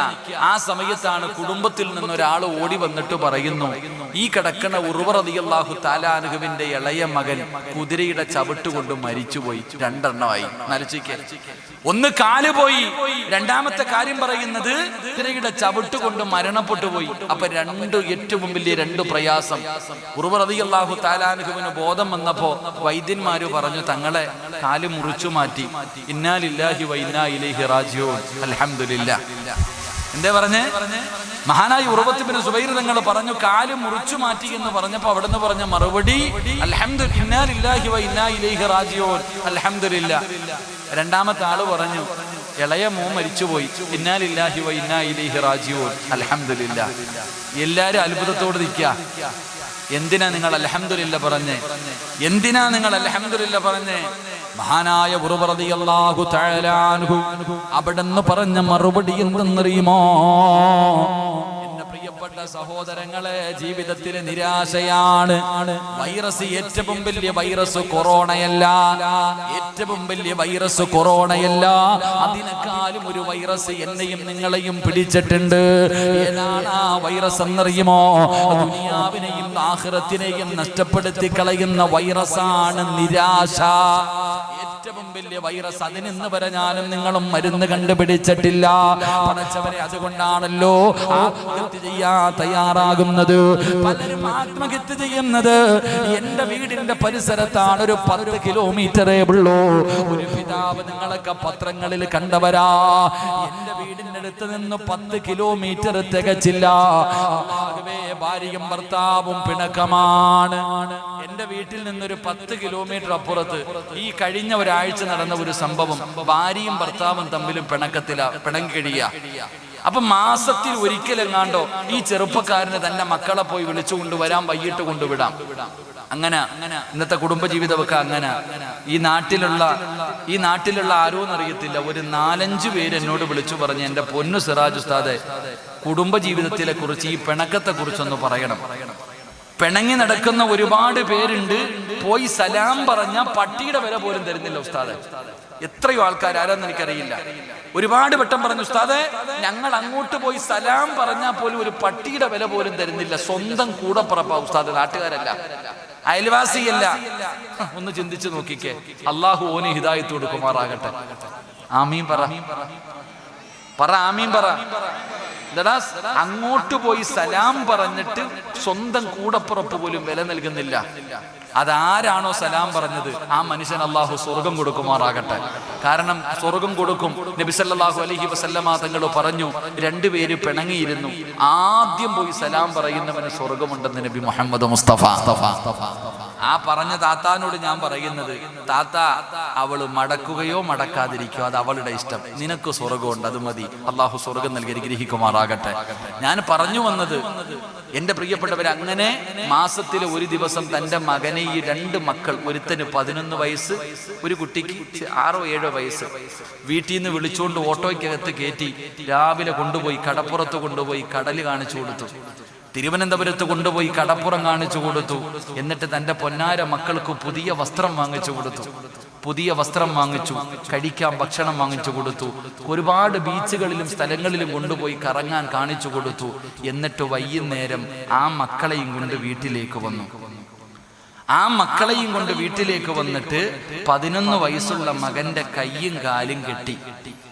11 വയസ്സുള്ള മകന്റെ കയ്യും കാലും കെട്ടിയിട്ട് വാപ്പ ആ മകന്റെ കഴുത്തറുത്ത് കൊന്നു. അള്ളാഹു കാത്തുരക്ഷിക്കുമാറാകട്ടെ. ആ 11 വയസ്സുള്ള രാവിലെ മുതൽ വൈകുന്നേരം വരെ കൊണ്ടു നടന്നു ഭക്ഷണം വാങ്ങിച്ചു കൊടുത്ത് സ്നേഹിച്ച മകനെ വൈകിട്ട് വാപ്പ കഴുത്തറുത്തു കൊന്നു. എന്നിട്ട് ഇളയ മകന്റെ കയ്യിൽ പിടിച്ചുകൊണ്ട് അമ്പലത്തിന്റെ കുളത്തിലേക്ക് പോയി ചാടി ആത്മഹത്യ ചെയ്തു. അള്ളാഹു കാത്തുരക്ഷിക്കുമാറാകട്ടെ. ഒന്ന് ആലോചിച്ച് നോക്കിയ സഹോദര, ഒന്ന് ആലോചിച്ച് നോക്കിയേ. ഇന്നത്തെ കാലഘട്ടം, ഈ കാസർഗോഡാണ്, ഇന്നലെയോ മെലഞ്ഞാന്നോ പത്രത്തിലുണ്ട്, ഒരു പെണ്ണ് നൊന്തു പ്രസവിച്ച കുഞ്ഞിനെ ഇയർഫോൺ കഴുത്തി ചുറ്റിയിട്ട് കൊന്നത്. ഒന്ന് ആലോചിക്ക്. ഉമ്മത്ത് ഇതെല്ലാം മുസ്ലിമാ, അതാ മനസ്സിലാക്കണ്ടേ. ഇതാരും മറ്റുള്ളവരല്ല, മീമ കാഫൊന്നുമല്ല, മീമ തന്നെയാ. ഇതെല്ലാം ചെയ്തിരിക്കുന്നത് മുസ്ലിമീങ്ങൾ. എന്റെ ചിന്ത, എന്റെ പ്രിയപ്പെട്ട സഹോദരങ്ങളെ, എല്ലാവർക്കും നിരാശ അള്ളാഹു കാത്തുരക്ഷിക്കുമാറാകട്ടെ. ആ നിരാശ അള്ളാഹു മാറ്റിത്തരുമാറാകട്ടെ.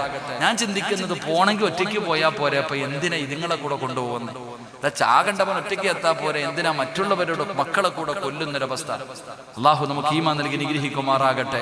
കുട്ടികൾ വളരെ ശ്രദ്ധിക്കുന്നില്ല. ഇപ്പൊ ഇങ്ങോട്ട് വരുമ്പോ ഒരു ചെറുപ്പക്കാരൻ തിരുവനന്തപുരത്ത് വർക്കലയിൽ നിന്ന് വിളിച്ചിട്ട് പറയുന്നു, ഉസ്താദെ, വീടിന്റെ പുറത്തിറങ്ങാത്ത മോന.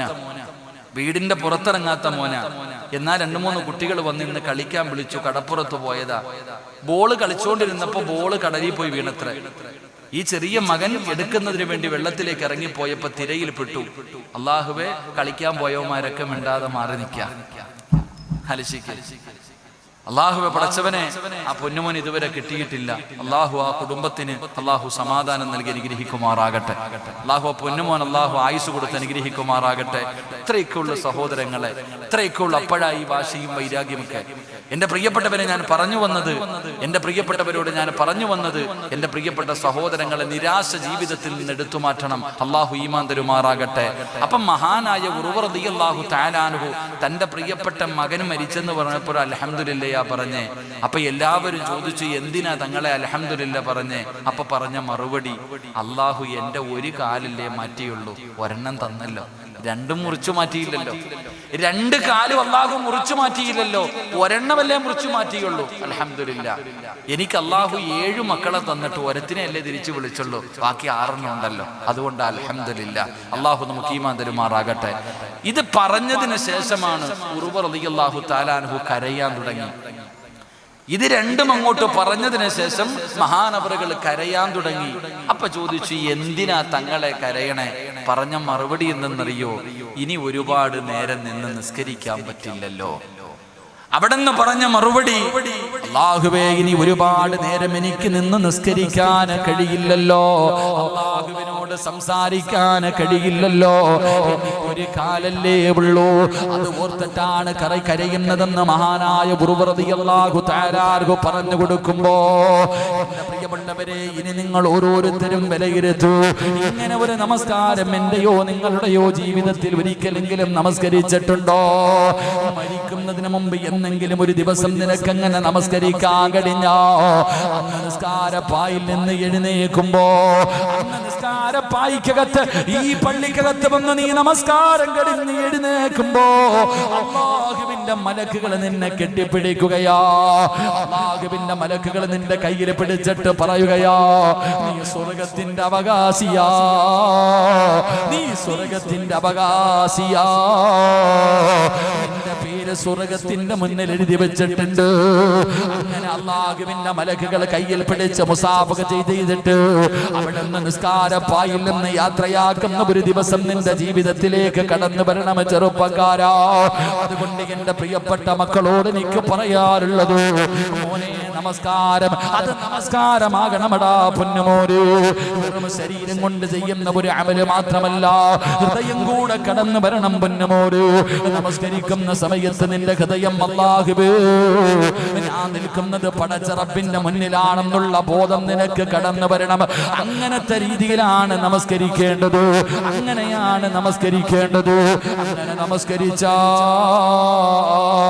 കിട്ടുന്ന പ്രതിഫലം പറയാ സഹോദരാ. നമസ്കാരത്തിന്റെ മഹത്വം പറയുകയല്ലോ, ഞാനും നിങ്ങളും ചെയ്യുന്നത് പോലെയുള്ള നമസ്കാരം നമസ്കരിച്ചാ അവസാനം നമ്മൾ നരകത്തിലാ, വൈലെന്ന് പറയുന്ന നരകത്തിലാ. പക്ഷേ അല്ലാഹുവേ, ഹൃദയ സാന്നിധ്യത്തോടുകൂടി ഏതെങ്കിലും ഒരു മനുഷ്യനെ നമസ്കരിച്ചാ അല്ലാഹു കൊടുക്കുന്ന പ്രതിഫലം എന്തെന്നറിയുമോ? മഹാനായ ജുനൈദുൽ ബഅദാദി റളിയല്ലാഹു തആല അൻഹു, മഹാനായ ജുനൈദ് തങ്ങളുണ്ടല്ലോ, അവിടെ നിന്ന് മരണപ്പെടുമ്പോ മുഖത്ത് വല്ലാത്ത പ്രകാശമാ. ജുനൈദുൽ ബഅദാദി തങ്ങൾ അവിടെ നിന്ന് മരിച്ചു കിടന്ന സമയത്ത് മുഖത്ത് വല്ലാത്ത പ്രകാശമായിരുന്നു, ചുണ്ടിൽ വല്ലാത്ത പുഞ്ചിരിയായിരുന്നു. എന്തിനാ ജുനൈദുൽ ബഅദാദി തങ്ങളുടെ ചരിത്രം പറയുന്നത്? എന്തിനാ?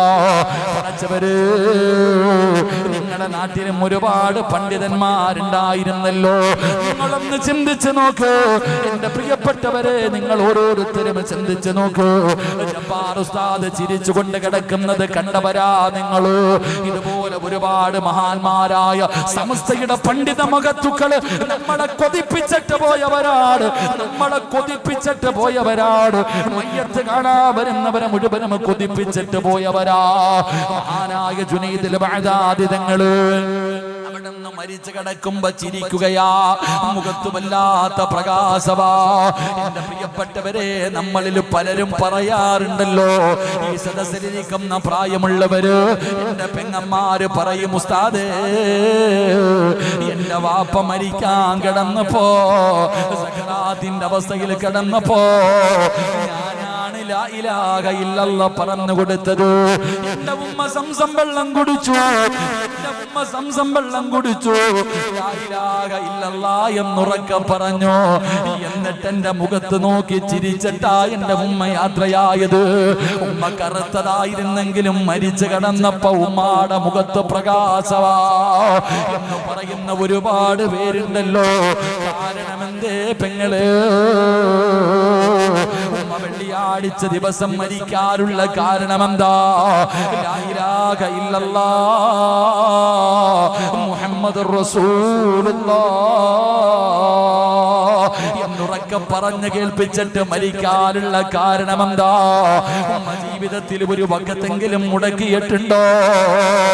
നിന്നെ പോലെ സീരിയല് കണ്ടുകൊണ്ടിരിക്കുന്നതിന്റെ ഇടയിൽ പരസ്യം വരുമ്പോ ഓടിച്ചെന്ന് തലകുത്തി വീഴുന്ന ഉമ്മയായിരുന്നില്ല. നിന്നെ പോലെ ഇന്നാഴ്ചയിലെയും ഇഖ്ലാസ് മോദിയിട്ട് ഓടുന്ന ഉമ്മയായിരുന്നില്ല. നിന്നെ പോലെ ബാങ്ക് വിളിച്ച അവസാന സമയം വരെ ദുഹർ അസർ വരെ എത്തിക്കുന്ന ഉമ്മയായിരുന്നില്ല. ബാങ്ക് വിളിച്ചു കഴിഞ്ഞ ഉടനെ അവ്വൽ വഖത്തിൽ നിസ്കരിക്കുന്ന ഉമ്മയായിരുന്നു. അതുകൊണ്ടാ മോനെ മരിച്ചു കിടന്നപ്പോ ചിരിച്ചത്. മഹാനായ ജുനൈദുൽ ബഅദാദി തങ്ങളുണ്ടല്ലോ, പടച്ചവനെ മരിച്ചു കിടക്കുമ്പോ മുഖത്ത് വല്ലാത്ത പ്രകാശവാ, ചുണ്ടില് വല്ലാത്ത പുഞ്ചിരിയാ. അതുമാത്രമല്ല മയ്യത്തിന് വല്ലാത്ത സുഗന്ധമാ, മയ്യത്തിന് വല്ലാത്ത ഒരു സുഗന്ധമാ. മരിച്ച വീട്ടിൽ കിടന്നു ചെല്ലുമ്പോ അത്ര തേക്കാതെ തന്നെ പലരുടെയും മയ്യത്ത് വല്ലാത്ത സുഗന്ധമായിരുന്നു. ജുനൈദുൽ ബഅദാദി തങ്ങളുണ്ടല്ലോ, മഹാനവറുകളുടെ ശരീരത്ത് നിന്ന് വല്ലാത്ത ഒരു പരിമളം, വല്ലാത്ത ഒരു സുഗന്ധം അവിടെ നടിച്ചു വീശുകയാണ്. പടച്ചവനെ ഉസ്താദിനെ കൊണ്ടുപോയി കബറടക്കി. അവസാനം ശിഷ്യന്മാരുണ്ടല്ലോ ഉസ്താദിനെ സ്വപ്നം കാണുകയാ, ഗുരുനാഥനെ സ്വപ്നം കാണുകയാ. അവിടുന്ന് ചോദിക്കുന്നു, ഉസ്താദേ മരിച്ചപ്പോ വല്ലാത്ത ചിരിയായിരുന്നല്ലോ, മരിച്ചു കിടന്നപ്പോ മുഖത്ത് വല്ലാത്ത പ്രകാശമായിരുന്നല്ലോ, മരിച്ചു കിടന്നപ്പോ മയ്യത്ത് പൊതിയുമ്പോഴും മയ്യത്ത് കുളിപ്പിക്കുമ്പോഴും മയ്യത്ത് കബറിൽ ഇറക്കി വെക്കുമ്പോഴും അങ്ങയുടെ ശരീരത്ത് വല്ലാത്ത സുഗന്ധമായിരുന്നല്ലോ. കാരണമെന്തേ ഉസ്താദ്? ജുനൈദ് തങ്ങളോട് തന്റെ പ്രിയപ്പെട്ട ശിഷ്യന്മാര് ചോദിക്കുകയാ, ഇത്രയും വലിയ പ്രതിഫലം കിട്ടാറുള്ള കാരണമെന്താ? അവിടെന്ന് പറഞ്ഞ മറുപടി എന്തെന്നറിയുമോ? അവിടെന്ന് പറഞ്ഞ മറുപടി എന്താ? മോനെ, നമസ്കരിച്ചതിന് അല്ലാഹു തന്ന പ്രതിഫലവാ, അത് നമസ്കരിച്ചതിന് പടച്ച റബ്ബനിക്ക് തന്ന പ്രതിഫലവാ എന്നവിടെന്ന് പറഞ്ഞു കൊടുത്തു എന്ന് ചരിത്രം പറയുമ്പോ വെറുതെ മൈക്കിന്റെ മുന്നിൽ കയറി നിന്നിട്ട് അല്ലാഹുവേ ഷഹീദിന്റെ കൂലി കിട്ടുന്ന മരണം തരണേ അല്ലാ, വെള്ളിയാഴ്ച രാവിലെ മരിപ്പിക്കണേ അല്ലാ, എല്ലാരും കരയുന്ന ദിവസം ചിരിപ്പിക്കണേ അല്ലാ പറഞ്ഞുകൊണ്ട് നടന്നാ മാത്രം പോരാ, അതിനു വേണ്ടി പരിശ്രമിക്കൂ, അതിനു വേണ്ടി പരിശ്രമിക്കൂ. കരുണക്കടലായ അല്ലാ, ദയാലുവായ അല്ലാ, മലിക്കുൽ ജബ്ബാറായ അല്ലാ, ഈമാനുള്ള ഒരു മരണം തരണേ അല്ലാ. വെള്ളിയാഴ്ച രാവിലോ പകലിലോ ഒരു ഷഹീദിനെ പോലെ മരിക്കാൻ ഭാഗ്യം തരണേ അല്ലാ. പടച്ചവനെ ലാ ഇലാഹ ഇല്ലല്ലാഹ് മുഹമ്മദുർ റസൂലുള്ളാഹ് എന്നുറക്കെ പറഞ്ഞ് സ്വർഗം കണ്ട് മരിക്കാൻ ഭാഗ്യം തരണേ അല്ലാ. അതുകൊണ്ട് എന്റെ പ്രിയപ്പെട്ടവരോട് സംഘാടകർ ബക്കറ്റുമായിട്ട് നിങ്ങളുടെ മുന്നിലേക്ക് കടന്നു വരികയാ. വെറുതെ വേണ്ട, ഇന്നത്തെ സദക്ക എന്തിനെന്നറിയുമോ? ഇവർ നിങ്ങളുടെ മുന്നിലേക്ക് ബക്കറ്റുമായിട്ട് കടന്നു വരുമ്പോ ത്ത് കൈയിട്ടിട്ടൊരു സദക്ക എടുക്കണം. എന്നിട്ട് പറയണം, അല്ലാ ഇത് നിനക്കുള്ളതാ, അല്ലാ ഇത് നിനക്ക് തരികയാണല്ലാ, ഇത് നിനക്ക് തരികയാണല്ലാ. പടച്ചവരേ, മരിക്കുന്ന സമയത്ത് ഇതിന്റെ പ്രതിഫലം എനിക്ക് കാണിച്ച് തരണേ അല്ലാ, എനിക്ക് കാണിച്ചു തരണേ അല്ലാ. അല്ലാഹുവിനോട് പറയടാ ചെറുപ്പക്കാരാ, എത്രയോ പൈസ വെറുതെ കളയുന്നടാ. ഫോൺ റീചാർജ് ചെയ്ത് കളയുന്നല്ലോ, എണ്ണയടിച്ച് കളയുന്നല്ലോ, വെറുതെ തിന്ന് കളയുന്നല്ലോ. മോനെ ഉപകാരപ്പെടാരാ. റസൂലുള്ളാഹി തങ്ങളല്ലേ പറഞ്ഞത്, അസ്സദഖത്തു റദ്ദുൽ ബലാ, സദഖ വിപത്തുകളെ തട്ടുമെന്ന് മുത്തി നബിയല്ലേ പറഞ്ഞത്. വയലിന് കടന്നു വരുമ്പോ ഏതോ ഒരു ചെറുപ്പക്കാർ മംഗലാപുരത്ത് തന്റെ പ്രിയപ്പെട്ട ഭാര്യ മംഗലാപുരത്ത് ഏതോ ഹോസ്പിറ്റലിൽ 6 മാസം പ്രായമാണ്, 6 മാസം ഗർഭിണിയാണ്, 6 മാസം ഗർഭിണിയാണ്. ആ ചെറുപ്പക്കാരൻ കരയുകയാ, ഉസ്താദേ എന്റെ ഭാര്യ 6 മാസം ഗർഭിണിയാണ്, എന്റെ ഭാര്യ ഐസിവിലാ ഉസ്താദ്. അല്ലാഹുവേ എന്റെ ഭാര്യ ഐസിവിനകത്താണ്, പൊട്ടിക്കരയുകയാ, ദുആ ചെയ്യണേ. 6 മാസം ഗർഭിണിയായ പെണ്ണു തന്റെ തലയ്ക്കകത്ത് ബ്ലഡ് ക്ലോട്ടായിട്ട് ബോധമില്ലാതെ ഐസിവിൽ കിടക്കുകയാണ്. കരുണക്കടലായ അല്ലാഹ്, ഈ മജ്ലിസിന്റെ ബർക്കത്ത് കൊണ്ട് ശിഫ കൊടുക്കണേ അല്ലാഹ്. ഗർഭിണിയാണ് റബ്ബേ, ഗർഭിണിയാണ് റബ്ബേ, നീ കരുണ കാണിക്കണേ അല്ലാഹ്. മോനെ വിപത്തുകളെ തട്ടി മാറ്റാൻ സദഖയ്ക്ക് കഴിയുമെന്നാ. അതുകൊണ്ട് മനസ്സറിഞ്ഞുകൊണ്ടൊരു സദഖ എടുക്കൂ, എല്ലാവരും ഒരു സദഖ എടുക്കൂ.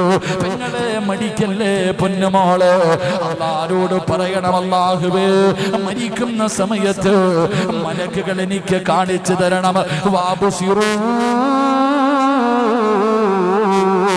ബിൽ ജന്നാ, ഇതാണ് പ്രതിഫലം, ഇതാണ് പ്രതിഫലം. അല്ലാഹുവിന്റെ മലക്കുകൾ എനിക്ക് സ്വർഗ്ഗം കാണിച്ചു തരണം ഉസ്താദ് എന്ന നിയ്യത്തോടെ ഒരു സദഖ എടുക്കൂ. അല്ലാഹുവേ സദഖ ചെയ്യാനുള്ള മനസ്സ് ഇവർക്ക് നൽകണേ അല്ലാഹ്.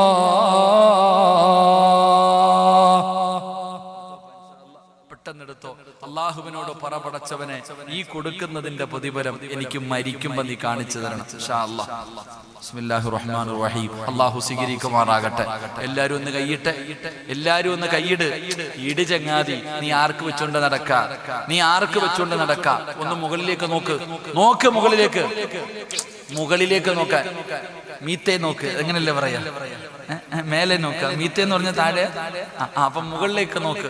നോക്കിയോ, തലയുടെ മുകളിൽ ഒരു മലക്ക് നിൽക്കുന്നുണ്ട്, തലയുടെ മുകളിൽ ഒരു മലക്ക് നിൽക്കുന്നുണ്ട്.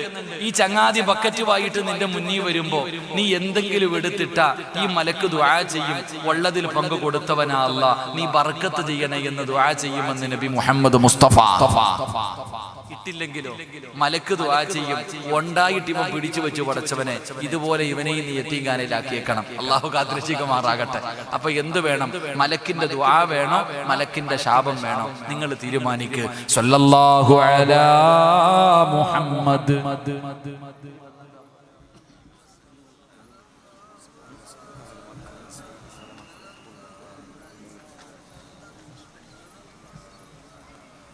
സല്ലല്ലാഹു അലാ മുഹമ്മദ് സല്ലല്ലാഹു അലൈഹി വസല്ലം. അല്ലാഹുമ്മ സല്ലി അലാ മുഹമ്മദ് യാ റബ്ബി സല്ലി അലൈഹി വസല്ലം. അല്ലാഹു സ്വീകരിക്കുമാറാകട്ടെ. ബക്കറ്റ് കൊണ്ടുപോകുന്ന അനിയ, ബക്കറ്റുമായിട്ട് പോകുന്ന മോനെ, ഇത്തിരി സ്പീഡ് കുറയ്ക്കേട്ടാ. നിന്റെ പെങ്ങളെ കെട്ടിക്കാനോ നിനക്ക് വീട് വെക്കാനോ അല്ല. അതുകൊണ്ട് ധൈര്യമായിട്ട് പിരിച്ചോ, അല്ലാഹ് നിനക്ക് സ്വർഗ്ഗം തരും. ഈ ബക്കറ്റും കൂടെ എടുത്തോ ഇൻഷാ അല്ലാഹ്. അല്ലാഹു സ്വീകരിക്കുമാറാകട്ടെ, അല്ലാഹു സ്വീകരിക്കുമാറാകട്ടെ. ഇതപ്പോ ഒരു ചോടി പൈസ വെച്ചണ്ടാ, പൈസ വെച്ചണ്ടാണോ? എന്നാ നീ വെച്ചോ, ബോംബ് കൊണ്ടുപോയാൽ മതി. പൈസ കിട്ടാനുള്ള ഒരു ടിപ്പ് ഞാൻ പറഞ്ഞു തരാം നിനക്ക്. എളുപ്പത്തിൽ പൈസ കിട്ടാനുള്ള ഒരു വഴി ഞാൻ പറഞ്ഞു തരാം. സമ്പത്ത് വേണമെന്ന് ആഗ്രഹമുള്ളവരൊക്കെ ഒന്ന് കൈപൊക്കിക്കേ. നിങ്ങളൊക്കെ മലക്കുകളാട്ടാ, മനുഷ്യന്മാരൊന്നുമല്ല. സമ്പത്ത് വേണമെന്ന് ആഗ്രഹമുള്ളവര് കൈവക്ക്. എന്താ നിങ്ങൾക്ക് ആർക്കും വേണ്ടേ?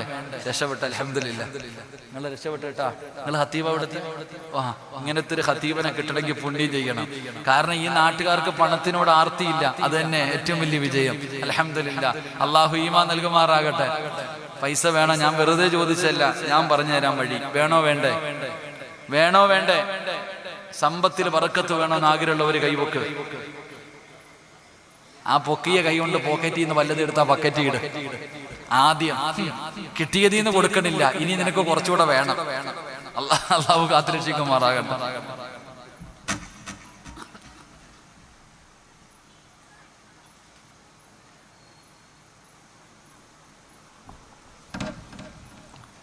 ഞാൻ വെറുതെ പറഞ്ഞല്ല, എന്തായാലും പറഞ്ഞു തരാം. സമ്പത്തുണ്ടാകാനുള്ള ഒരു എളുപ്പ വഴി ഞാൻ പറഞ്ഞു തരാം. അള്ളാഹു ഈമാൻ തരുമാറാകട്ടെ. താത്താമാരൊക്കെ സ്വർണത്തിന് എന്താ പറയണേ? ജങ്കാർ, ബംഗാർ. ബംഗാർ ബക്കറ്റ് ഇട്. ഞാൻ പറഞ്ഞുതരാം ജങ്കാർ വാങ്ങാനുള്ള വഴി. എന്റെ പ്രിയപ്പെട്ട സഹോദരങ്ങളെ, പൈസ വേണോ? നിങ്ങൾക്ക് പണത്തിൽ ബർക്കത്ത് വേണോ? എന്റെ പ്രിയമുള്ളവരെ, മഹാനായ സാലിം റളിയല്ലാഹു തആല അൻഹു, സാലിം എന്ന് പറയുന്ന ഒരു ചെറുപ്പക്കാരൻ ഉണ്ടായിരുന്നു, സഹാബിയ. ഈ സാലിം എന്ന് പറയുന്ന യുവത്വത്തിന്റെ നടുവിലൂടെ നടന്നു പോകുന്ന ഈ ചെറുപ്പക്കാരൻ ഒരു ദിവസം ഇങ്ങനെ അന്യനാട്ടിൽ നിന്ന് വരുന്ന വഴിയിൽ കൊള്ളക്കാര് പിടിച്ചുകൊണ്ടുപോയി.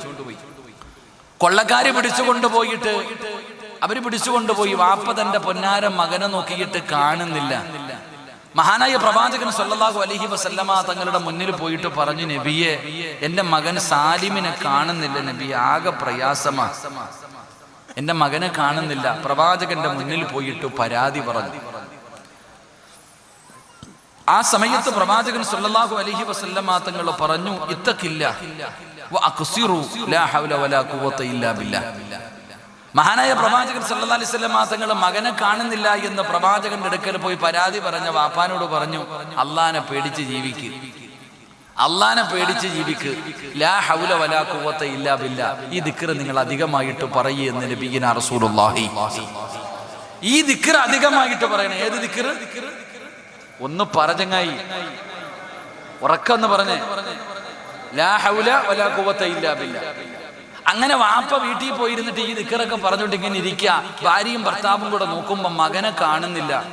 അങ്ങനെ രാത്രി നോക്കിയപ്പോ ഒരു വലിയ ബഹളം കേൾക്കുന്നു വീടിന്റെ പുറത്ത്. വീടിന്റെ പുറത്ത് വലിയ ഒരു ശബ്ദം കേൾക്കുന്നു.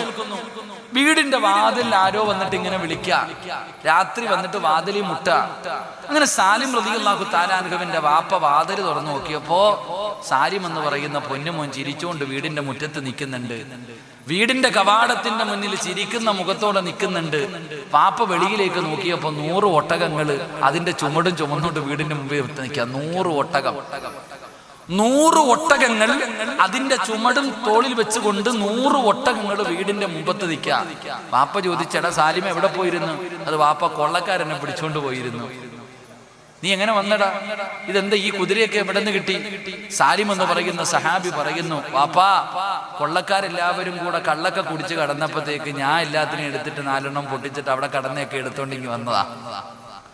കൊള്ളക്കാര് അവര് കള്ളു കുടിച്ചിട്ടിരിക്കുന്ന സമയം അവിടെ നിന്ന് കിട്ടിയവന്മാർക്കൊക്കെ 2 എണ്ണം കൊടുത്തിട്ട് അവിടെ നിന്നിരുന്ന കൊള്ളക്കാരെടുത്ത് വെച്ചിരുന്ന സർവ്വ സാധനങ്ങൾ ഞാനിഞ്ഞ് കൊണ്ടുവന്നു. അപ്പൊ വാപ്പ പറഞ്ഞു, ഇത് ഈ വീടിനകത്ത് കയറ്റാൻ പറ്റത്തില്ല, കാരണം ഇത് നിന്റെതല്ല, ഇത് നിന്റെതല്ല. ഇല്ല വാപ്പ, ഇത് ഞാൻ അവിടെ നിന്ന് കൊണ്ടുവന്നതാ. അപ്പൊ പറഞ്ഞു, അന്ന് നബി സല്ലല്ലാഹു അലൈഹി വസല്ലമ തങ്ങളോട് ചോദിക്കാം. അങ്ങനെ രാവിലെ സാലിം റളിയല്ലാഹു തആല അൻഹുവിന്റെ വാപ്പ മുത്തി നബി സല്ലല്ലാഹു അലൈഹി വസല്ലമ തങ്ങളുടെ മുന്നിൽ പോയിട്ട് ഈ സംഭവം പറഞ്ഞു കൊടുത്തു. ആ സമയത്ത് മഹാനായ നബി സല്ലല്ലാഹു അലൈഹി വസല്ലമ തങ്ങൾ പറഞ്ഞു, അത് ലാ ഹൗലയ്ക്ക് അല്ലാഹു കൊടുത്ത പ്രതിഫലമാണെന്ന് നബി മുഹമ്മദ് മുസ്തഫ സല്ലല്ലാഹു അലൈഹി വസല്ലമ തങ്ങളുടെ മുന്നിലേക്ക് മഹാനായ സാലിം റളിയല്ലാഹു തആല അൻഹുവിന്റെ പിതാവ് കടന്നു ചെന്നിട്ട് പറയുന്നു, നബിയേ, എന്റെ പൊന്നുമകനെ കൊള്ളക്കാരുടെ അടുക്കൽ നിന്ന് രക്ഷപ്പെട്ടു വരുമ്പോൾ അവിടെ നിന്ന് 100 ഒട്ടകവും അതിന് ചുമക്കാനുള്ള സമ്പത്തും അവിടെ നിന്ന് അവൻ കൊണ്ടുവന്നിരിക്കുകയാണ്. അത് എനിക്ക് വേണ്ട, അതെന്റെ മോൻ എടുക്കാൻ പാടില്ലല്ലോ. അല്ലാഹുവിന്റെ പ്രവാചകനോട് അവിടെ നിന്ന് പറയുമ്പോ റസൂലുള്ളാഹി തങ്ങൾ പറഞ്ഞു കൊടുത്ത മറുപടി എന്തെന്നറിയോ? അത് സാലിമിനുള്ളതാ, അത് സാലിമിനുള്ളതാ. എന്തിന്റെ പ്രതിഫലമെന്നറിയുമോ? ലാ ഹൗല വലാ ഖുവത ഇല്ലാ ബില്ലാഹ്. ദാരിദ്ര്യങ്ങൾ കൊണ്ട് പ്രയാസപ്പെടുന്ന പെങ്ങള്, സാമ്പത്തികമായി തകർന്നു പോയ പെങ്ങള്, രക്ഷപ്പെടാനുള്ള വഴിയാ പൊന്നുമോള്. അല്ലാഹുവിന്റെ റസൂലല്ലേ പറഞ്ഞത്, 99 രോഗങ്ങൾക്കുള്ള മരുന്നാ, 99 രോഗങ്ങൾക്കുള്ള മരുന്നാ. ലാ ഹൗല വലാ ഖുവത ഇല്ലാ ബില്ലാഹ്. ഒറ്റ ദിവസം കൊണ്ട് കോടീശ്വരനായി, ഒറ്റ ദിവസം കൊണ്ട് കോടീശ്വരനായ സഹാബിയുടെ ചരിത്രമാ.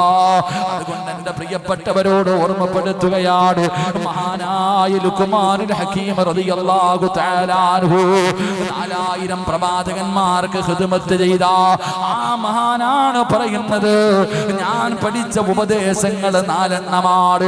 ഈ 4000 പ്രവാചകന്മാരിൽ നിന്ന് ഞാൻ പഠിച്ച 4 ഉപദേശങ്ങളിൽ ഒന്നാമത്തെ ഉപദേശം എന്തെന്നറിയുമോ? ഇൻകുന്ത ഫിസ്സലാത്തി ഫഹ്ഫിദ് ഖൽബക. നമസ്കരിക്കുന്ന സമയത്ത് നീ നിന്റെ ഹൃദയത്തിനെ സൂക്ഷിക്കണേ.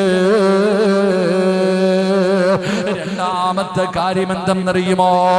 ഒന്നാമത്തെ കാര്യം, നീ ഇബാദത്ത് ചെയ്യുന്ന സമയത്ത് നീ അല്ലാഹുവിനെ സൂക്ഷിക്കണം, നിന്റെ ഹൃദയത്തിനെ നീ സൂക്ഷിക്കണം, നിന്റെ ഹൃദയത്തിനെ നീ സൂക്ഷിക്കണം. എന്നിട്ട് രണ്ടാമത് പറഞ്ഞ മറുപടി എന്താ? രണ്ടാമത് കൊടുത്ത ഉപദേശം എന്താ? ഒന്നാമതായിട്ട് പറഞ്ഞു, ഇബാദത്ത് ചെയ്യുന്ന സമയം നീ നിന്റെ ഹൃദയത്തിനെ സൂക്ഷിക്കണം. അല്ലാഹു നമുക്ക് ഈമാൻ തരുമാറാകട്ടെ, അല്ലാഹു ഈമാൻ തരുമാറാകട്ടെ. നിർത്താറായോ? 10:30 നിർത്താറായോ? 10:30 പറ ചങ്ങാതിമാരെ, നിർത്താറായോ? കറക്റ്റ് 1.5 മണിക്കൂറായി. ടൈം ടു ടൈം 10:29 9 മണിക്കാണ് ഞാൻ തുടങ്ങിയത്. അപ്പൊ കറക്റ്റ് 1.5 മണിക്കൂറായി. ചവിട്ടണോ? എന്നാ ഇത്തിരി കൂടെ പോണോ? 4 എണ്ണം ഉണ്ട്, 4 കാര്യങ്ങളുണ്ട്. ആ 4 എണ്ണത്തിൽ 2 എണ്ണം ഇന്ന് പറയാൻ, 2 എണ്ണം നാളെ പറയാം. അല്ലാഹു ഈമാൻ തരുമാറാകട്ടെ. ഒന്നേ നിർത്തിയിട്ട് പോകാൻ പാടില്ലല്ലോ. അപ്പൊ ഇൻഷാ അല്ലാഹ് ഇവിടുന്ന് വലിയ ദൂരം ഉണ്ടോ? അപ്പൊ നാളത്തെ ദൂരം ഉണ്ടോ? അപ്പൊ മൊബൈലിൽ കൂടെ കണ്ടാൽ മതി ഇൻഷാ അല്ലാഹ്. വേറെ പണിയൊന്നും ഇല്ലല്ലോ. നാളെ മൊബൈൽ എന്താ സ്ഥലത്തിന്റെ പേര്? ഗുണ്ടുകല്ല്, ഉണ്ടക്കല്ലെന്ന് പറയണ പോലെ. ഇൻഷാ അല്ലാഹ് അൽഹംദുലില്ലാഹ്. എന്തിലാവട്ടെ, അല്ലാഹു ബർക്കത്ത് ചെയ്യുമാറാകട്ടെ. എന്റെ പ്രിയപ്പെട്ട സഹോദരങ്ങളെ, 2 മഹാനായ ലുഖ്മാനുൽ ഹകീം റളിയല്ലാഹു തആല അൻഹു പറയുകയാ. ഒന്നാമതായി അവിടെന്ന് പറയുന്നു, നീ നിന്റെ ഹൃദയത്തിലെ ഇബാദത്ത് ചെയ്യുന്ന സമയത്ത് നീ സൂക്ഷിക്കണം. രണ്ടാമത് പറയുകയാണ്, വഇൻ കുന്ത ഫി തആമി ഫഹ്ഫിദ് ഖൽഖക. രണ്ടാമത് പറഞ്ഞ ഉപദേശം എന്തെന്നറിയുമോ? 4000 പ്രവാചകന്മാർക്ക് ഖിദ്മത്ത് ചെയ്ത മഹാനാ പറയുന്നത്. 1000 വർഷക്കാലം ഈ ഭൂമിയിൽ ജീവിച്ചിരുന്ന ലുഖ്മാനുൽ ഹകീം തങ്ങളാണ് പറയുന്നത്. ഞാൻ അവിടെ നിന്ന് പഠിച്ച രണ്ടാമത്തെ ഉപദേശം എന്തെന്നറിയുമോ? മോനെ, ഭക്ഷണം കഴിക്കുമ്പോ കേൾക്കടാ ചെറുപ്പക്കാരാ, കേൾക്കു പെങ്ങള്, ഭക്ഷണം കഴിക്കുമ്പോ തൊണ്ടയുടെ താഴെ ഇറങ്ങുന്നതിനെ നീ സൂക്ഷിക്കട്, നീ നിന്റെ തൊണ്ടയെ സൂക്ഷിക്കട് എന്ന് പറഞ്ഞ, പച്ച മലയാളത്തിൽ പറഞ്ഞ, ഹറാമായ ഭക്ഷണമേ തൊണ്ടയ്ക്ക് താഴെ ഇറങ്ങുന്നത് നീ സൂക്ഷിക്കണേ മനുഷ്യ. ഹറാമ് തിന്നല്ലേ, ഹറാമ് തിന്നല്ലേ, ഹറാമ് കുടിക്കല്ലേ, ഹറാമായ ഭക്ഷണം നീ സൂക്ഷിക്കണേ എന്ന് മഹാനായ ലുഖ്മാനുൽ ഹകീം റളിയല്ലാഹു തആല അൻഹു പറഞ്ഞു തരുമ്പോ, ആരാ എന്ന് സൂക്ഷിക്കുന്നത്? ആരാണ് പടച്ചവനെ എന്ന് സൂക്ഷിക്കുന്നത്? ഹറാം കഴിക്കുന്നവരാണല്ലോ. ആരാ ഹറാമും ഹലാലും എന്ന് തിരിഞ്ഞു നോക്കുന്നത്? ഭക്ഷണം കഴിക്കുന്ന സമയം ഈ തൊണ്ടയുടെ താഴേക്ക് ഇറക്കുന്ന ഭക്ഷണം നീ സൂക്ഷിക്കണം. ഹലാലാണോ ഹറാമാണോ? ഹലാല് തിന്നാ രക്ഷപ്പെടും, ഹറാമ് തിന്നാ പരാജയപ്പെടും. അള്ളാഹു കാത്തിരക്ഷിക്കുമാറാകട്ടെ, അള്ളാഹു കാത്തിരക്ഷിക്കുമാറാകട്ടെ. ഇപ്പം ഹലാലും ഹറാമിനെ കുറിച്ച് ചർച്ച ചെയ്യുന്ന കാലവാ, നമ്മളല്ല, വേറെ ആൾക്കാർ. ഇപ്പൊ ഹലാലും ഹറാമും, എന്റെ പൊന്നാരെ ചങ്ങാതിമാരെ, ഞാൻ പറയുന്നു, നിങ്ങളിൽ പലരും പലിശയുടെ ചോറ് തിന്നാത്തവരെ ഞാൻ പറയും. നമ്മളിൽ അധികം പേരും പലിശ തിന്നാത്തവരാ. പക്ഷെ കടയിൽ പോയിട്ട് ഭക്ഷണം കഴിക്കുമ്പോൾ ചിക്കൻ ചുട്ടത്, പൊരിച്ചത്, വറുത്തത്, കരിച്ചത്, മന്തി ഇല്ലേ എന്ന ഈ ചിക്കൻ ഹലാലാണോ, എനിക്ക് തിന്നാൻ പറ്റുമോ എന്ന് ചോദിക്കണം എത്ര പേരുണ്ട്? അള്ളാഹു ഈമാൻ തരുമാറാകട്ടെ. 2 ഹജ്ജ് ചെയ്തിട്ടുണ്ട് ഹാജിയാര്, കടിച്ചു വലിക്കുക കടയിൽ പോയിരുന്നിട്ട്. എന്നാൽ നമ്മൾ ഓരോരുത്തരും എടാ ചങ്ങാതി ഹറാമായ ഭക്ഷണം കഴിച്ച അവന്റെ ദുആ സ്വീകരിക്കുമോ അല്ലാഹ്? പറ. എന്നെ അടിക്കാൻ തോന്നുന്നുണ്ടോ? എന്നെ അടിക്കാൻ തോന്നുന്നുണ്ടോ? പിന്നെന്തെങ്കിലും ഉണ്ടായിരിക്കണേ. ഹറാമായ ഭക്ഷണം ബിസ്മി പറയാതെ അറുത്ത തിന്നാൻ പാടുണ്ടോ? തിന്നാൻ പാടുണ്ടോ? അത് പൊട്ടന്മാർക്ക് അറിയത്തില്ല, അതുകൊണ്ട് അവരെ പറയണം, അത് വേറെ വിഷയം. അപ്പൊ ഹറാമു ഹലാമുൽ വർഗീയതയുമായി ബന്ധപ്പെടുത്തുന്നു. പക്ഷേ വലിയ പെരുന്നാളിന് ഒളുഹിയ അറക്കും ഇല്ലേ? വലിയ പെരുന്നാളിന് ഒളുഹിയ അറക്കത്തില്ലേ? ഇവിടെ അറക്കോ? അറക്കും. ആ അറക്കണ സമയത്ത് പള്ളിയിലെ മോദി സാഹിബ് ബിസ്മി പറയാതെ അറുത്ത തിന്നാവോ? ആർക്കെങ്കിലും കൊടുക്കാൻ പാടുണ്ടോ? എന്ത് ചെയ്യണം അതിനെ? പോത്തല്ലേ, അറുത്തില്ലേ, ഇനിയിപ്പോ കളയാൻ പറ്റുമോ? തിന്നേക്കാ ഇല്ലേ? അള്ളാഹിന് വേണ്ടി അറുത്ത മൃഗമല്ലേ? വലിയ പെരുന്നാളിന് ഇസ്മായിൽ നബി അലിഹിസ്സലാമിനെ ഇബ്രാഹിം നബി അറക്കാൻ പോയതുപോലെ അതിന് പകരം അറക്കണതല്ലേ? അപ്പൊ അള്ളാഹുവിന് വേണ്ടി അറുത്തതാണ്.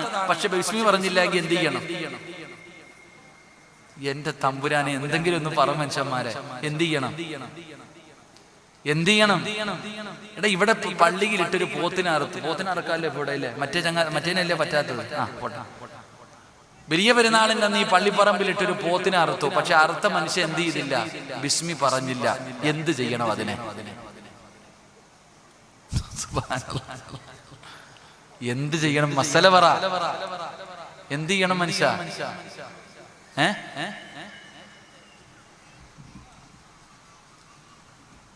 നിങ്ങൾ പറ, എന്ത് ചെയ്യണമെന്ന് പറ. ഞാൻ പറഞ്ഞാലേ വാത് പറയത്തുള്ളൂ. വല്ല കബറും കുഴിയിലിട്ട് മൂടണം.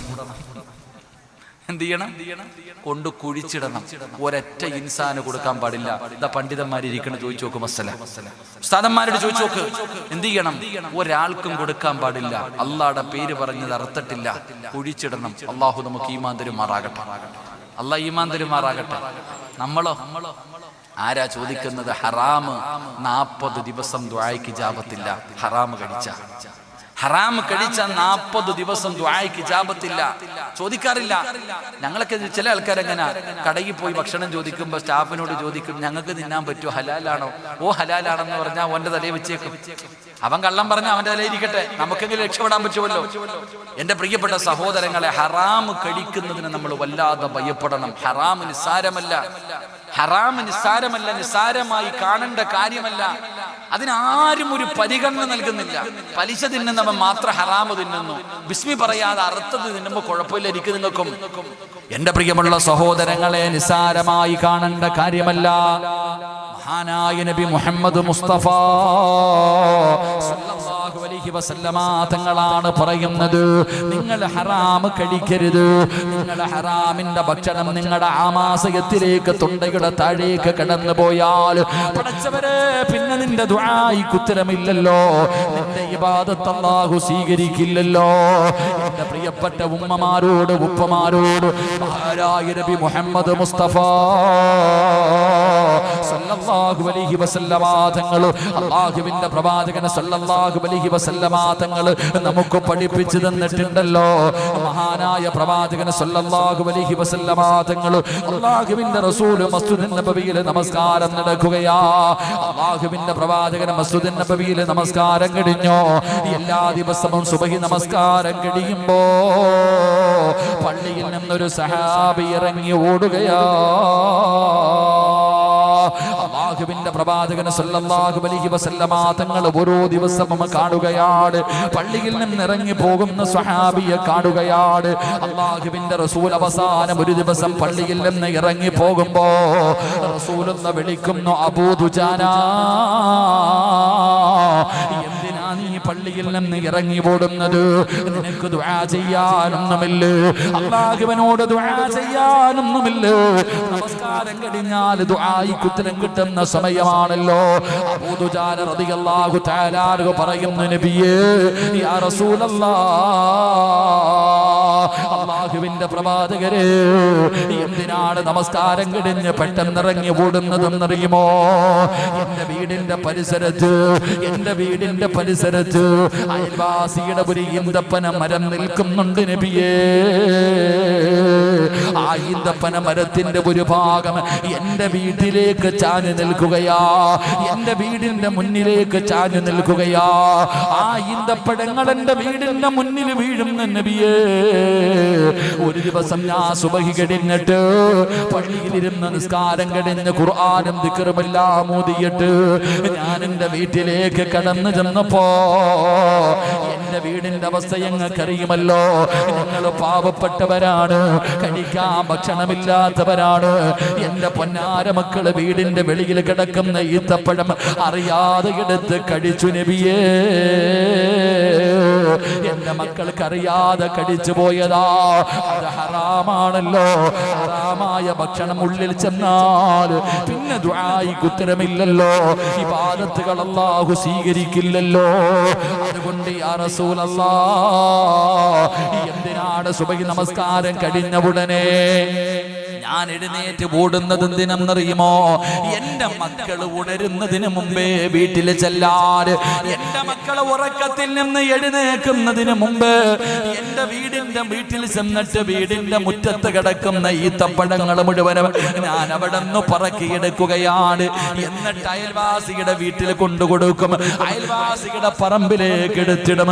അല്ലാഹുവേ, എന്റെ മക്കൾ ഹറാമ് തിന്നാതിരിക്കാനാ, അതുകൊണ്ടാണ് ഓടുന്നതെന്ന് മഹാനായ അബൂ ദുജാന റളിയല്ലാഹു തആല അൻഹു പറയുമ്പോ, മക്കൾക്ക് ഹറാമ് കൊടുക്കുന്ന വാപ്പാ, പലിശയുടെ പൈസ കൊണ്ടുവന്ന ഭാര്യയ്ക്കും മക്കൾക്കും തിന്നാൻ കൊടുക്കുന്ന ഭർത്താവ്, പടച്ചവനെ നീ നിന്റെ ഗതിന്റെ അവസ്ഥയെ കുറിച്ചൊന്ന് ചിന്തിക്കാത്തതെന്ത്?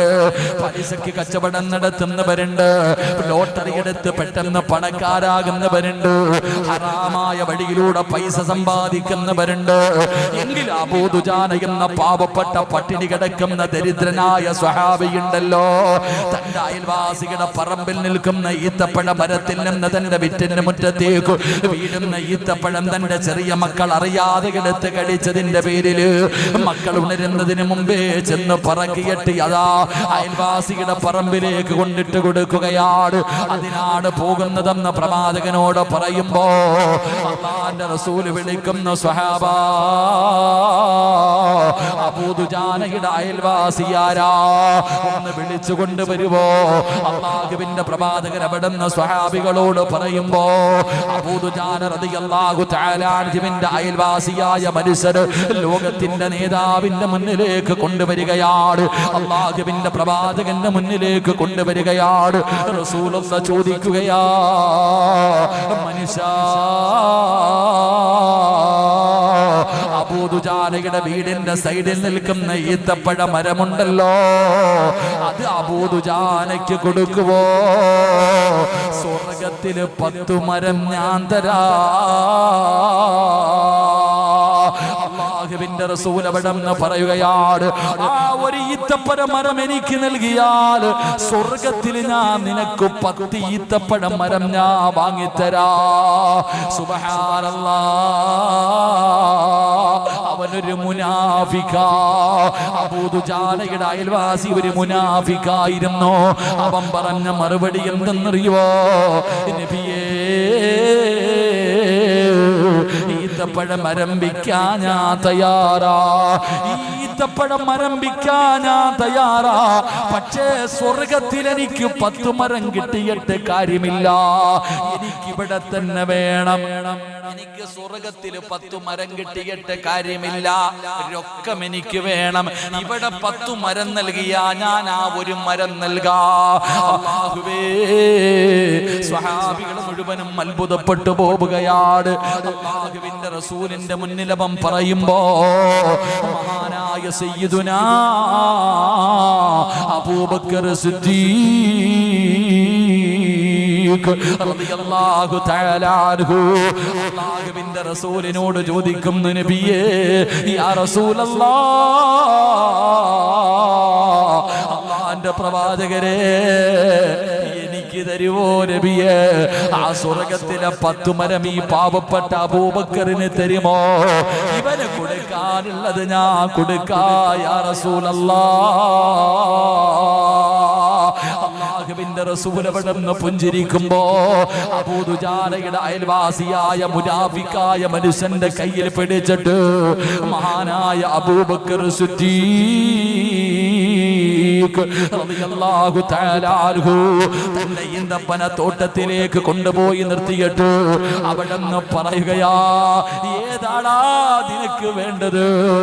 ഈ കാണുന്ന ഈന്തപ്പന തോട്ടത്തിൽ നിനക്ക് ഇഷ്ടമുള്ള 10 എണ്ണം നീ എണ്ണിയെടുത്തോ. അബൂബക്കർ തങ്ങളെ കെട്ടിപ്പിടിക്കുകയാ. എന്തിനെന്നറിയോ? അള്ളാന്റെ സ്വർഗത്തിൽ നീ എനിക്ക് 10 മരം വാങ്ങി തന്നവരാ. എന്റെ പ്രിയപ്പെട്ടവരെ, ഇന്ന് നമ്മളിൽ പലരും ഹറാം നോക്കാറില്ലല്ലോ. എങ്ങനെയും പണമുണ്ടാക്കണമല്ലോ, എങ്ങനെയെങ്കിലും തന്റെ ഭാര്യയുടെയും മക്കളുടെയും വയറ് നിറച്ചാ മതിയല്ലോ. അതുകൊണ്ടല്ലേ വളഞ്ഞ വഴിയിലൂടെ നമ്മൾ സഞ്ചരിക്കുന്നത്. എങ്കിലും നിനക്ക് നിന്റെ നാശമറിയാതെട്ടോ. നീ എങ്ങാണം മരണപ്പെട്ടു പോയി 3 കഷ്ടം വെള്ളത്തുണിയിൽ നിന്റെ മയ്യത്തെ കുളിപ്പിച്ചിട്ട് നിന്നെ പൊതിയുമല്ലോ. നിന്റെ വീടിന്റെ അകത്ത് പുതച്ച് കിടക്കുന്ന ദിവസത്തെ കുറിച്ച് ചിന്തിക്കാത്തതെന്താ? എല്ലാവരും നിലവിളിക്കുകയാണ്. അവസാനം ഈ പള്ളിയുടെ സൈഡിലിരിക്കുന്ന മയ്യത്ത് കട്ടിലെന്ന് പറയുന്ന മോഡലില്ലാത്ത, എണ്ണയില്ലാത്ത, കോടികളുടെ വിലയില്ലാത്ത വാഹനമുണ്ടല്ലോ, നിന്റെ വീടിന്റെ മുന്നിലേക്ക് ചുമന്നുകൊണ്ട് വരികയാ. വീട്ടിലേക്ക് ഈ പള്ളിയുടെ ഏതോ ഒരു പരിസരത്തൊരു വാഹനമുണ്ട്. അത് നിന്റെ വീടിന്റെ മുന്നിൽ കൊണ്ടുവരികയാണ്. പടച്ചവനെ, 3 കഷ്ടം വെള്ളത്തുണിയുടെ മുകളിലേക്ക് നിന്നെ എടുത്ത് കിടത്തിയിട്ട് മൂക്കിന്റെ ദ്വാരം പഞ്ഞി കൊണ്ടടയ്ക്കുന്നേ. കാണേണ്ടവർ കണ്ടോ, ഇതാ പൊതിയുന്നേ. മയ്യത്തു കട്ടിൽ തോളിലേക്കുയരുന്നേ. പുരയ്ക്കുള്ളിലപ്പോൾ രോദനം ഉയരുന്നേ. അരുമക്കിടാങ്ങൾ വാപ്പയെ വിളിക്കുന്നേ.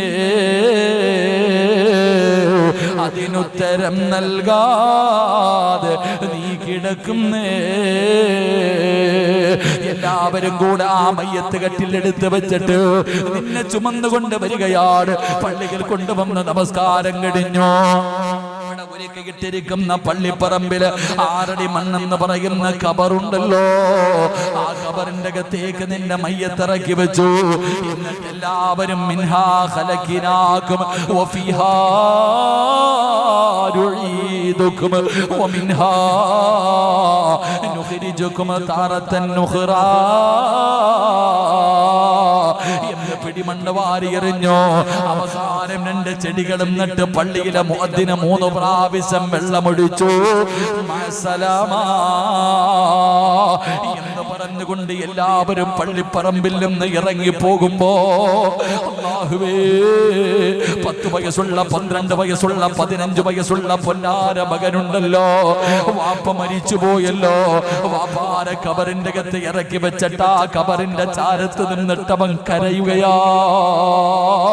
വാപ്പയുടെയും ഉമ്മയുടെയും കബറിന്റെ ചാരത്ത് നിന്നിട്ട് ആ പൊന്നാര മകൻ നെഞ്ചു പൊട്ടിയിട്ട് റബ്ബിനെ വിളിക്കുന്നു, അല്ലാ, എന്റെ വാപ്പയ്ക്ക് പുറത്തു കൊടുക്കണേ അല്ലാ, എന്റെ വാപ്പാടെ കബർ സ്വർഗമാക്കണേ അല്ലാ, എന്റെ ഉമ്മയുടെ മണ്ണറ മണിയറയാക്കണേ അല്ലാ. കബറിന്റെ ചാരത്ത് നിന്ന് നെഞ്ചു പൊട്ടിയിട്ട് കരഞ്ഞിട്ട് ദുആ ചെയ്യുമ്പോ അല്ലാഹു വിളിച്ചു പറയുന്നു, മോനെ,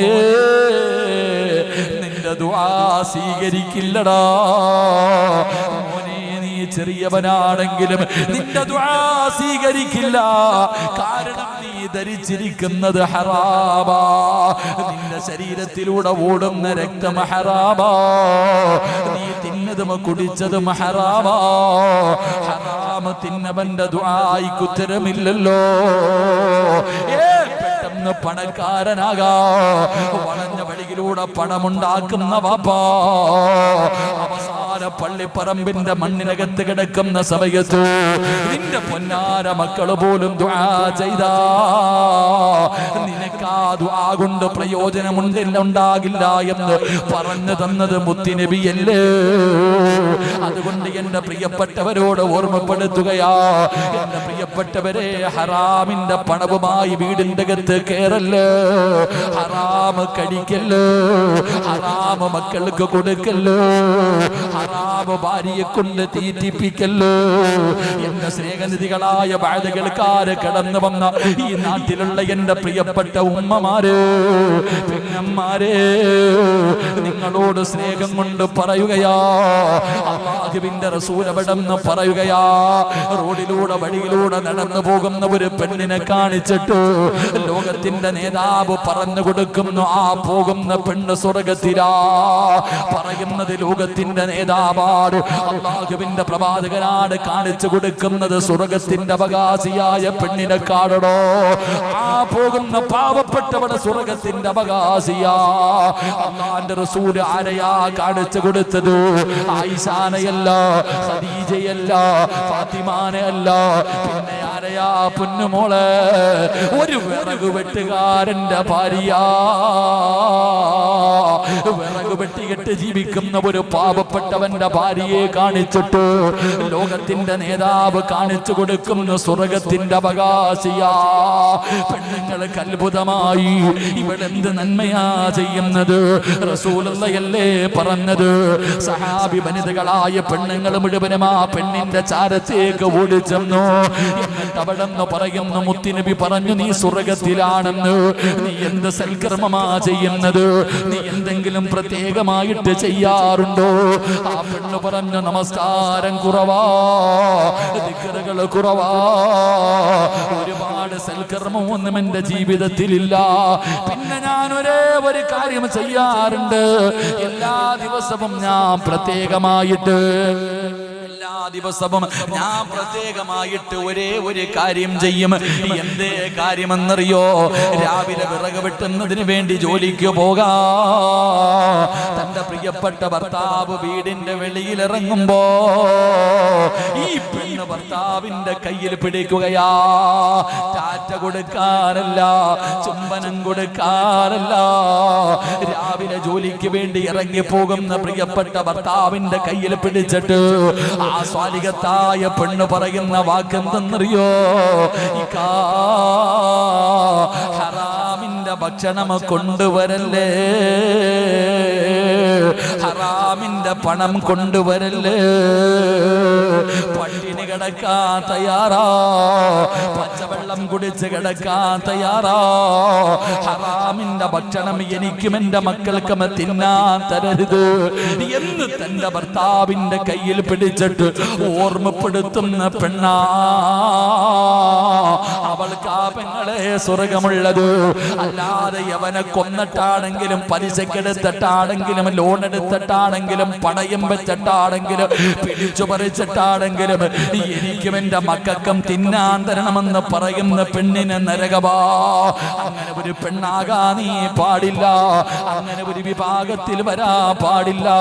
അതുകൊണ്ട് 4000 പ്രവാചകന്മാരുടെ കൂടെ നടന്ന മഹാൻ പറയുകയാ, മോനെ ഭക്ഷണം കടിച്ചോ, എന്ത് ഭക്ഷണം വേണമെങ്കിലും നീ കടിച്ചോ, പക്ഷേ ഈ തൊണ്ടയുടെ താഴേക്ക് ഹറാമിറക്കല്ലേ, ഹറാമ് കടിക്കല്ലേ, ഹറാമ് തിന്നല്ലേ, എങ്കിൽ ഖസറത് ദുനിയാ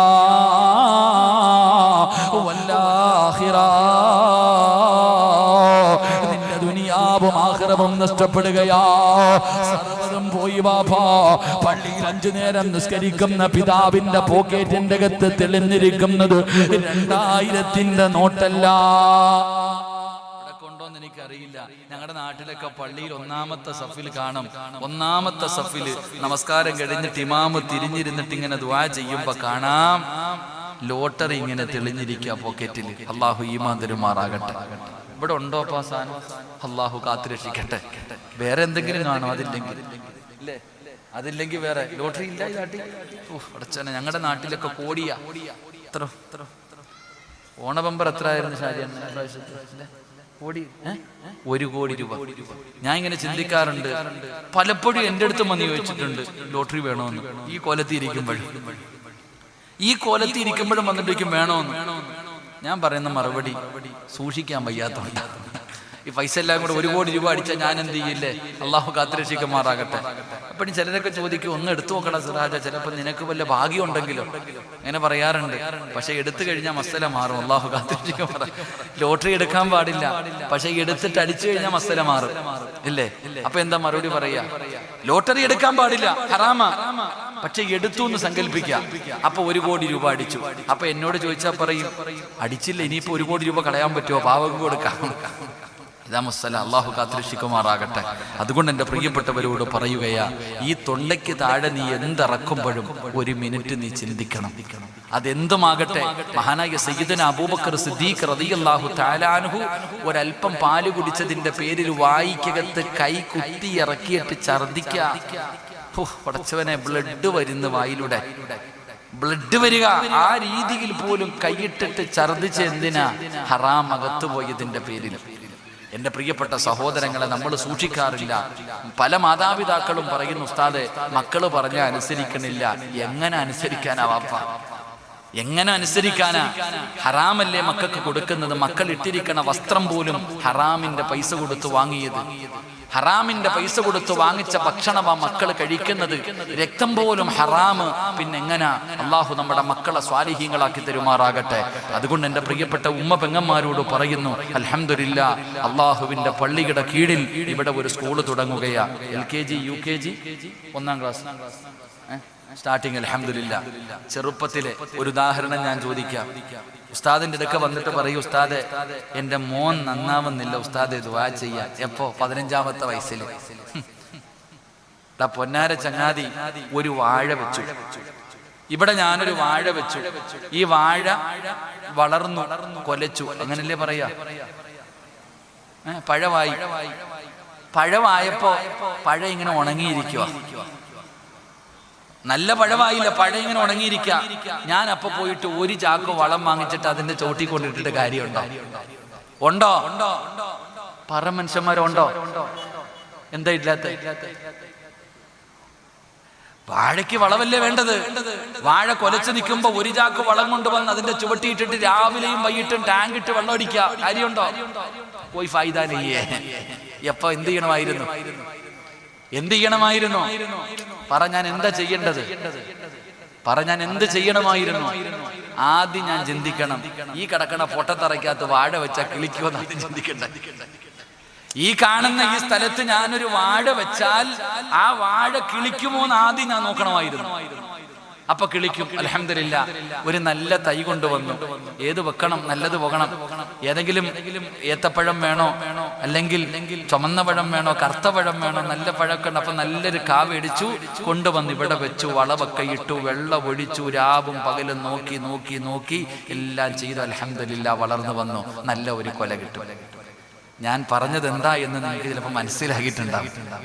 ഞാൻ പറഞ്ഞ കാര്യം, നല്ല മക്കളെ വേണമെന്ന് പറഞ്ഞാൽ 1 ദിവസം കൊണ്ട് പറ്റൂല. നല്ല മക്കളെ കിട്ടണമെങ്കിൽ ആദ്യം എന്ത് ചെയ്യണം? മഹാനായ സയ്യിദുനാ ഉമർ ഇബ്നുൽ ഖത്താബ് റളിയല്ലാഹു തആല അൻഹു, ഉമർ റളിയല്ലാഹു തആല അൻഹുവിന്റെ മുന്നിൽ ഒരു വാപ്പ തന്റെ മകന്റെ കയ്യിൽ പിടിച്ചോണ്ട് വരുക. ഉസ്താദിന്റെ അടുക്ക വരുന്ന പോലെ ഇപ്പോഴും വരും. ഒന്ന് തലയെ പിടിച്ച് ഓതു ഉസ്താദേ, ഒരു ചരട് ഓതിക്കൊട്ട് ഉസ്താദേ. ഉമർ റളിയല്ലാഹു തആല അൻഹുവിന്റെ മുന്നിൽ വാപ്പ മകനെയും പിടിച്ചോണ്ട് വന്നിട്ട് പറയണ, കുർത്തക്കേട്, പറഞ്ഞ അനുസരിക്കണില്ല, എന്നെ ബഹുമാനിക്കണില്ല, എന്നെ അടിക്കാൻ വരുന്നു, ഒന്ന് ഉപദേശിക്കാൻ. ഉമർ റളിയല്ലാഹു തആല അൻഹു വിളിച്ചിരുത്തിയിട്ട് പറഞ്ഞടാ പൊന്നാര ചങ്ങാതി, ഈ ചങ്ങാതിയുടെ ഈ നിന്റെ ഉമ്മാടെ കാൽച്ചുവട്ടില സ്വർഗം കിടക്കണേ, ഈ ചങ്ങാതി സ്വർഗത്തിന്റെ കവാടവാ, ഇവരുടെ പൊരുത്തുണ്ടെങ്കിലേ നിനക്ക് രക്ഷപ്പെടാൻ പറ്റൂ, എല്ലാം പറഞ്ഞു കൊടുത്തു. ഈ കുട്ടി ഇങ്ങനെ നിന്ന് കേട്ടു. കുരുത്തക്കെട്ടവനാണെങ്കിലും അനുസരണയോടെ കേട്ടു. അതങ്ങനെയാണ് ചില മക്കള് ഉസ്താദന്മാരുടെ മുന്നിൽ വരുമ്പോ ഇങ്ങനെ നിൽക്കും. അവന്റെ മുടി പറവയെ പോലെ പറക്കുന്നുണ്ടാകും. രണ്ട് സൈഡും മുടി കടന്നാൽ ഉസ്താദിന്റെ മുന്നിൽ വരുമ്പോ എന്തൊരു താഴ്മയെന്നറിയും. അപ്പൊ ഉമർ തങ്ങൾ ഇതെല്ലാം പറഞ്ഞു കൊടുത്തു. ഇവ ഇങ്ങനെ നിന്ന് കേട്ടു. എന്നിട്ട് അവസാനം വാപ്പ വിചാരിച്ചു ഇവ നന്നായെന്ന്. അവസാനം ഈ പയ്യൻ ഉമർ തങ്ങളോട് ചോദിച്ചു, ഇത്രയും നേരം പറഞ്ഞത് എനിക്ക് എൻ്റെ മാതാപിതാക്കളോടുള്ള കടമയെക്കുറിച്ച എന്നാ തിരിച്ചൊന്ന് ചോദിക്കട്ടെ, ഇല്ലെ വെടിയിട്ടതുപോലെ ആയിപ്പോയി. ഈ പയ്യന്റെ ചോദ്യം കേട്ടിട്ട് ഉമർ തങ്ങൾ തന്നെ ഞെട്ടിയിട്ടുണ്ടാവും. തിരിച്ചങ്ങട്ടി ചോദിച്ചു. ഇപ്പൊ ഞാൻ ഇന്നൊരു ഈ അടുത്തൊരു സഹോദരൻ പറഞ്ഞതാ, ഒരു ചെറിയ മകൻ പറഞ്ഞു ഉമ്മാടെ കാൽച്ചുപെട്ടിലാ സ്വർഗം കിടക്കുന്നത്. അപ്പൊ അവൻ ചോദിക്കുക വാപ്പാടെ കാലിന്റെ ഊട്ടി ജഹന്നമാണ് കിടക്കണേന്ന്. അള്ളാഹു കാത്തിരിച്ചു. ഓൻ ചോദിച്ചതാ. അള്ളാഹുവിനെ സാലിഹാക്കി കൊടുക്കുമാറാകട്ടെ. തമാശക്കാണെങ്കിലും ഞാൻ ഇന്ന് ആ പയ്യനെ കണ്ടിട്ടാ വരട്ടെ. ഞാൻ ചോദിക്കുന്നത്, അങ്ങനെ ചോദിക്കുന്നവരുണ്ട്. അപ്പൊ ഈ ചെറുക്കൻ ഉമർ റളിയല്ലാഹു തആല അൻഹുവിനോട് ചോദിച്ചു, തങ്ങളെ എന്റെ വാപ്പായ്ക്ക് എന്നോട് വല്ല കടമയുണ്ടോ? ഇത്ര നേരം തിരിച്ചാ പറഞ്ഞു, ഇനിയുണ്ടോ? ഉമർ റളിയല്ലാഹു തആല അൻഹു പറഞ്ഞു, 3 കടമയുണ്ട് മോനെ. എന്താ തങ്ങളെ? ഒന്നാമത്തെ കടമ, നിനക്ക് നല്ല ഒരു ഉമ്മാനെ തരണം. 2, നല്ല പേരിടണം. 3, നിനക്ക് അദബ് പഠിപ്പിച്ചു തരണം. ഇവൻ പറയാ, ഇത് 3 എന്റെ വാപ്പ ചെയ്തിട്ടില്ല. ഈ പറഞ്ഞ 3 കാര്യം. ഒന്നെന്തേ, അള്ളാനെ പേടിയുള്ള ഒരു ഉമ്മായെ കൊടുക്കണം. എന്റെ ഉമ്മയാണെങ്കിൽ മുസ്ലിം പോലും അല്ല, ഒരു മജൂസിയുടെ അടിമയാ. പിന്നല്ലേ, എന്റെ ഉമ്മ മുസ്ലിം പോലും അല്ല. അതാ പറഞ്ഞത്, ഈ ഇവിടെ വാഴ വെച്ചാ കിളിക്കുവോ നോക്കണമെങ്കിൽ ആദ്യം കെട്ടുന്ന പെണ്ണിന് ദീനുണ്ടോ നോക്കണം. അതാ പറഞ്ഞേ, അള്ളാന്റെ റസൂൽ സല്ലല്ലാഹു അലൈഹി വസല്ലമ തങ്ങൾ പറഞ്ഞതല്ലേ, ദീനുള്ള ഫളുഫറു ബിദാത്തിദ്ദീൻ. ഖുർആൻ പറഞ്ഞല്ലോ, നല്ല കൃഷിയിടത്തിൽ വിത്തിറക്ക്, നല്ല വിളവ് കിട്ടും. അള്ളാഹു ഈമാൻ തരുമാറാകട്ടെ. അപ്പൊ ആ പയ്യൻ പറഞ്ഞു, 1, എന്റെ ഉമ്മ മുസ്ലിം പോലും അല്ല. 2, നല്ല പേരിടണം. 2, നല്ല പേരിടണം. ഇവൻ പറയും, എന്റെ വാപ്പ എനിക്കിട്ടേക്കുന്ന പേര് കരിവണ്ടെന്ന. എന്നാ പേരെന്നറിയോ? ജ്വാല. അങ്ങനെ പറയണേ, കരിവണ്ടെന്ന് പറയും. അതെന്തെന്നറിയില്ല. ഈ വെട്ടത്തിലൊക്കെ ഇങ്ങനെ പറന്നു വരുന്ന ഒരു കറുത്ത വണ്ടുണ്ട്, ചിറകൊള്ള. ഇവിടെ എന്ത് പേര് പറയുന്ന എനിക്കറിയില്ല. വാപ്പ ഇട്ടിരിക്കണ പേരതാ. നിന്റെ ഇങ്ങോട്ട് നോക്കിയ ചിരിക്കണില്ലേ? സ്വന്തം മക്കളുടെ പേരിന്റെ അർത്ഥം അറിയണ വാപ്പമാരൊന്ന് കൈപൊക്കിക്ക്. ആരെങ്കിലും ഒന്ന് പൊക്കറോ? ശരി പോട്ട്, നിങ്ങളുടെ പേരിന്റെ അർത്ഥം അറിയണവരൊന്ന് കൈവക്ക്. സ്വന്തം പേരിന്റെ അർത്ഥം അറിയണവര് നിങ്ങളാ ചിരിക്കണേ. അല്ലാഹു അലം. അല്ലാഹു ഈമാൻ തരുമാറാകട്ടെ. ഇതാണ് അവസ്ഥ. മക്കൾക്ക് പേരിടുമ്പോ ഫേസ്ബുക്കിൽ നോക്കും. പലരും ചോദിക്കാറുണ്ട്, ഉസ്താദ് ഇതിന്റെ അർത്ഥം എന്താ? ഞാൻ ചോദിക്കുക, എന്നോട് പേര് പറയുമ്പോൾ ചോദിക്കുന്ന ഫേസ്ബുക്കിലെ അർത്ഥം ഉസ്താദന്മാരോടൊന്നും ചോദിക്കത്തില്ല. പേരിങ്ങനെ സെലക്ട് ചെയ്ത് വെക്കും, വെറൈറ്റി പേരുകൾ. പണ്ടൊരുത്ത എന്നോട് പറഞ്ഞു, ഉസ്താദ് എന്റെ മകൾക്ക് വെറൈറ്റി പേരാ. അല്ലാഹ്, അതെന്ത് പേരാ അപ്പൊ വെറൈറ്റി പേര്? എനിക്ക് അത്ഭുതം തോന്നിയിട്ടുണ്ട്. അവൻ പറയാം, അങ്ങനെ ഒരു പേര് ഇന്ന് വരെ കേട്ടിട്ടില്ലെന്ന്. അപ്പൊ എനിക്കൊന്ന് കേൾക്കാൻ തോന്നി, വല്ല അസറായിലെന്നോ വല്ല മീക്കായിലെന്നൊക്കെ ആണെങ്കിലോ. അപ്പൊ ഞാൻ ചോദിച്ചു, പേരെന്താണ്? അപ്പൊ പറയാ, ഫാത്തിമ നിഫാസ്. ഞാൻ പറഞ്ഞു, നല്ല പേരാണ്. എന്താ പേര്? ഫാത്തിമ നിഫാസ്. ഫാത്തിമ എന്ന് പറഞ്ഞ മുത്തി നബിയുടെ മോളുടെ പേര്. നിഫാസ് എന്ന് പറഞ്ഞ പ്രസവരക്തം. പ്രസവിച്ചിട്ട് വരുന്ന രക്തം ഉണ്ടല്ലോ. ഞാൻ പറഞ്ഞ അടുത്തതിന് ഹൈദൊന്നും കൂടി ഇടാൻ. അപ്പൊ പിന്നെ ഈനാൻ വെച്ചിക്ക് മരപ്പട്ടി കൂട്ട. ചിരിക്കൊന്നും വേണ്ട. നിന്റെ മക്കൾക്കിട്ടിരിക്കുന്ന പേരിന്റെ അർത്ഥം ഒന്ന് ഗൂഗിളിൽ അടിച്ചു നോക്ക്. പള്ളിയിൽ ഉസ്താദിന്റെ അടുക്ക വന്നിട്ട് നിന്റെ സ്വന്തം മക്കളുടെ പേരിന്റെ അർത്ഥം ചോദിച്ചു നോക്ക്. അല്ലാഹു അലം. അല്ലാഹു കാത്തിരക്ഷിക്കുമാറാകട്ടെ. അപ്പൊ മോൻ പറഞ്ഞ മറുപടി, ഉപ്പാ തങ്ങളെ എന്റെ വാപ്പ എനിക്കിട്ടിരിക്കുന്ന പേര് കരിവണ്ടെന്ന. 3, എന്റെ വാപ്പ ഇന്ന് വരെ ഖുർആനിലെ ഒരക്ഷരം എന്നെ പഠിപ്പിച്ചിട്ടില്ല. ഖുർആനിലെ ഒരക്ഷരം പോലും എന്റെ വാപ്പ എന്നെ പഠിപ്പിച്ചിട്ടില്ല. എന്റെ പ്രിയപ്പെട്ട സഹോദരങ്ങളെ, അങ്ങനെയുള്ള മക്കള് നാളെ നിനക്കെതിരായില്ലെങ്കിലല്ലേ ഉള്ളൂ. അതുകൊണ്ട് എൻ്റെ ഉമ്മമാരോട് ഞാൻ പറയുന്നു, ഈ പള്ളിയുടെ കീഴിൽ നടക്കുന്ന ദീനീപരമായിട്ടുള്ള ഒരു സ്കൂളിന് തുടക്കം കുറിക്കുകയാണ്. അൽഹംദുലില്ലാഹ്, രാവിലെ ഫാത്തിഹ ഓതിയിട്ട് തുടങ്ങും. ചിന്തിച്ചു നോക്കിക്കേ, അള്ളാന്റെ ഖുർആനും ഫാത്തിഹ ഓതിയിട്ട് തുടങ്ങുന്നു. അൽഹംദുലില്ലാഹ്, നല്ല കാര്യങ്ങൾ പഠിപ്പിക്കുന്നു. ദുനിയാവും വേണം, ആഖിറവും വേണം. റബ്ബന ആതിനാ ഫിദ് വമിൻഹും മയ്യഖൂലു റബ്ബന ആതിനാ ഫിദ് ദുനിയാ ഹസന. ഖുർആൻ സൂറത്തുൽ ബഖറ പറഞ്ഞു, 2 സൈസ് മാതാപിതാക്കളുണ്ട്. ഒന്നാമത്തെ മാതാപിതാക്കൾ ദുആ ചെയ്യുന്നത് റബ്ബന ആതിനാ ഫിദ് ദുനിയാ ഹസന, ദുനിയാവിലെല്ലാം വേണം, ആഖിറം വേണ്ട. എന്നാൽ രണ്ടാമതൊരു വിഭാഗമുണ്ട്, വമിൻഹും മയ്യഖൂലു റബ്ബന ആതിനാ ഫിദ് ദുനിയാ ഹസന വഫിൽ ആഖിറതി ഹസനതൻ വഖിനാ അദാബന്നാർ. അരപ്പാവാടയിട്ട് തൊഴുതുകൊണ്ട് നിൽക്കണം. സ്കൂളിൽ വിട്ട് നിന്റെ മക്കളെ പഠിപ്പിക്കുന്നു. നിസ്കരിക്കാൻ വിടുവോ സ്കൂളിൽ? നീയൊക്കെ ചിന്തിക്കണം, നിന്നെയൊക്കെ അല്ല വെറുതെ വിടുവോ? നീ സ്കൂളിൽ മക്കളെ പഠിപ്പിക്കാൻ വിടുന്നു. എത്ര സ്കൂളിലാ വെള്ളിയാഴ്ച ജുമാ നിസ്കരിക്കാൻ അനുവാദം കൊടുക്കുന്നത്? നിങ്ങളുടെ മക്കൾ പഠിക്കുന്ന സ്കൂളുകളിൽ വെള്ളിയാഴ്ച പോലും നിസ്കരിക്കാൻ 5 വഖത്ത് ളുഹറും അസ്റും എന്റെ നിന്റെ മക്കൾക്ക് നിസ്കാരം ഇല്ലേ? ളുഹർ അസ്ർ നമസ്കരിക്കാൻ അൽഹംദുലില്ലാ ഇങ്ങനെയുള്ള സ്ഥാപനങ്ങളാകുമ്പോൾ, സ്കൂളുകളാകുമ്പോൾ എല്ലാം ഇവിടെ പഠിപ്പിക്കുന്നല്ലോ. നല്ല കാര്യങ്ങൾ പഠിപ്പിക്കുന്നു, ദുനിയാവും ആഖിറവും. അൽഹംദുലില്ലാ എത്രയോ സ്ഥാപനങ്ങൾ, ഹുദവികൾ, വാഫികൾ, എത്രയോ പേര് ഡോക്ടറും എഞ്ചിനീയറും എത്രയോ വലിയ വലിയ തലങ്ങളിലേക്ക് എത്തുന്നു. എല്ലാം പഠിപ്പിക്കുന്നുണ്ടല്ലോ, പഴയതുപോലൊന്നും അല്ലല്ലോ. അപ്പൊ അൽഹംദുലില്ലാ നിങ്ങളുടെ ജമാഅത്തിന്റെ കീഴിൽ ഇങ്ങനെ ഒരു സ്കൂൾ നടക്കുമ്പോൾ അൽഹംദുലില്ലാ എൻ്റെ മക്കളെ ഞാൻ അവിടെ വിട്ട് പഠിപ്പിക്കും. എൻ്റെ മക്കള് ദുനിയാവിലും ആഖിറത്തിലും ഉപകരിക്കുന്ന മക്കളാകണം. നാളെ എന്നെ സ്വർഗത്തിൽ കൊണ്ടുപോകുന്ന മക്കളാകണം. എൻ്റെ കണ്ണിന് കുളിർമയുള്ള മക്കളാകണം. എൻ്റെ മക്കൾ കാരണം കണ്ണുനീര് കുടിക്കേണ്ട ഒരു ഗതികേട് എനിക്ക് വരാൻ പാടില്ല എന്ന് ഓരോ മാതാപിതാക്കളും തീരുമാനിക്കും. ആദ്യം ചെയ്യേണ്ടത്, എൻ്റെ പ്രിയപ്പെട്ടവരെ എല്ലാവരും, കമ്മിറ്റിക്കാരുൾപ്പെടെ, ഷെരീഫുക്ക ഉൾപ്പെടെ, ഞാൻ അങ്ങനെ പറയും, ഷെരീഫുക്കായുമായിട്ട് അത്രയും ഒരു ബന്ധം. ആദ്യം മാതൃകയാകേണ്ടത് വീട്ടിലെ മക്കളെയൊക്കെ കൊണ്ടുവിടണം കേട്ടോ. ഷെരീഫുക്ക പോയാ മക്കളെയും പഠിപ്പിക്കാനൊക്കെ വിടണമെന്ന്. അൽഹംദുലില്ലാ അൽബിറിലൊക്കെ പഠിപ്പിക്കുന്ന ചങ്ങാതിമാര് അൽബിറിൽ വിടുന്നവരുണ്ട്. ഞാൻ പറയുന്നത് ചെറുപ്പത്തിലെ കൊച്ചിലെ ശീലം ചുടല വരെ, ഈ ചെറുപ്പത്തിൽ പഠിക്കുന്നതാണ് എൻ്റെ പ്രിയപ്പെട്ടവരെ മരണം വരെ കൂടെ നിൽക്കുന്നത്. അതുകൊണ്ട് അൽഹംദുലില്ലാ ഈ നാട്ടിലെ എൻ്റെ ഉപ്പമാരോട്, എൻ്റെ ഉമ്മമാരോട് ഞാൻ പറയുന്നു, നീയാണ് നൊന്ത് പ്രസവിച്ചത്. ഭർത്താവിന് നിന്റെ വേദനയെക്കുറിച്ച് അറിയില്ല. അത്രയും കഷ്ടപ്പെട്ട് നീ വളർത്തിയ നിന്റെ മക്കൾ, ആ മക്കള് നാളെ പടച്ച റബ്ബിന്റെ കോടതിയിൽ വരുമ്പോ ഖുർആൻ പറയുന്നുണ്ട്, അള്ളാഹുവിന്റെ പരിശുദ്ധമായ ഖുർആൻ പറയുന്നു, ചില മക്കൾ അള്ളാഹുവിനോട് പറയും, പടച്ചവനെ എൻ്റെ കാല് പൊള്ളുന്നു റബ്ബേ, എൻ്റെ കാല് പൊള്ളുന്നു റബ്ബേ, എൻ്റെ ഉമ്മാനെ ഒന്ന് മലത്തി കടത്തിത്താ അല്ലാ, ആ നെഞ്ചത്ത് കയറി ഞാനൊന്ന് നിൽക്കട്ടെ അല്ലാ. ഖുർആൻ പറഞ്ഞതല്ലേ? അള്ളാഹുവിന്റെ പരിശുദ്ധമായ ഖുർആൻ പറയുകയാ, എന്റെ പ്രിയപ്പെട്ട ഉമ്മമാരോട് സ്വന്തം കൂടപ്പിറപ്പിനെ പോലെ പറയുകയാണ്, ഏറ്റവും വലിയ വേദന എന്തെന്നറിയുമോ? നാളെ പടച്ച റബ്ബിന്റെ പരലോകത്ത് വെച്ചിട്ട് ഞാൻ നിങ്ങളോട് ഓർമ്മപ്പെടുത്തുകയാണ്, ദുനിയാവും ആഖിറവും നമുക്ക് വേണം, രണ്ട് വിദ്യാഭ്യാസവും നമുക്ക് വേണം. നമ്മുടെ മക്കളെ നല്ലതുപോലെ പഠിപ്പിക്ക്. ഈ പള്ളിയുടെ കീഴിൽ നടക്കുന്ന സ്ഥാപനം അൽഹംദുലില്ലാ അത് എല്ലാം ജമാഅത്തിന്റെ കീഴിൽ നല്ല മേൽനോട്ടത്തിലാണ് നടക്കുന്നത്. നിന്റെ മക്കളെ ഖുർആൻ ഓതാൻ പഠിപ്പിക്ക്, ഇംഗ്ലീഷ് വായിക്കാൻ പഠിപ്പിക്ക്. നിന്റെ മക്കൾക്ക് എല്ലാ കാര്യങ്ങളും, മാതാപിതാക്കളോടുള്ള കടമ എന്താണ്, കടപ്പാടെന്താണ്, എല്ലാ കാര്യങ്ങളും ഇവിടെ നിന്ന് പഠിക്കുകയാണ്.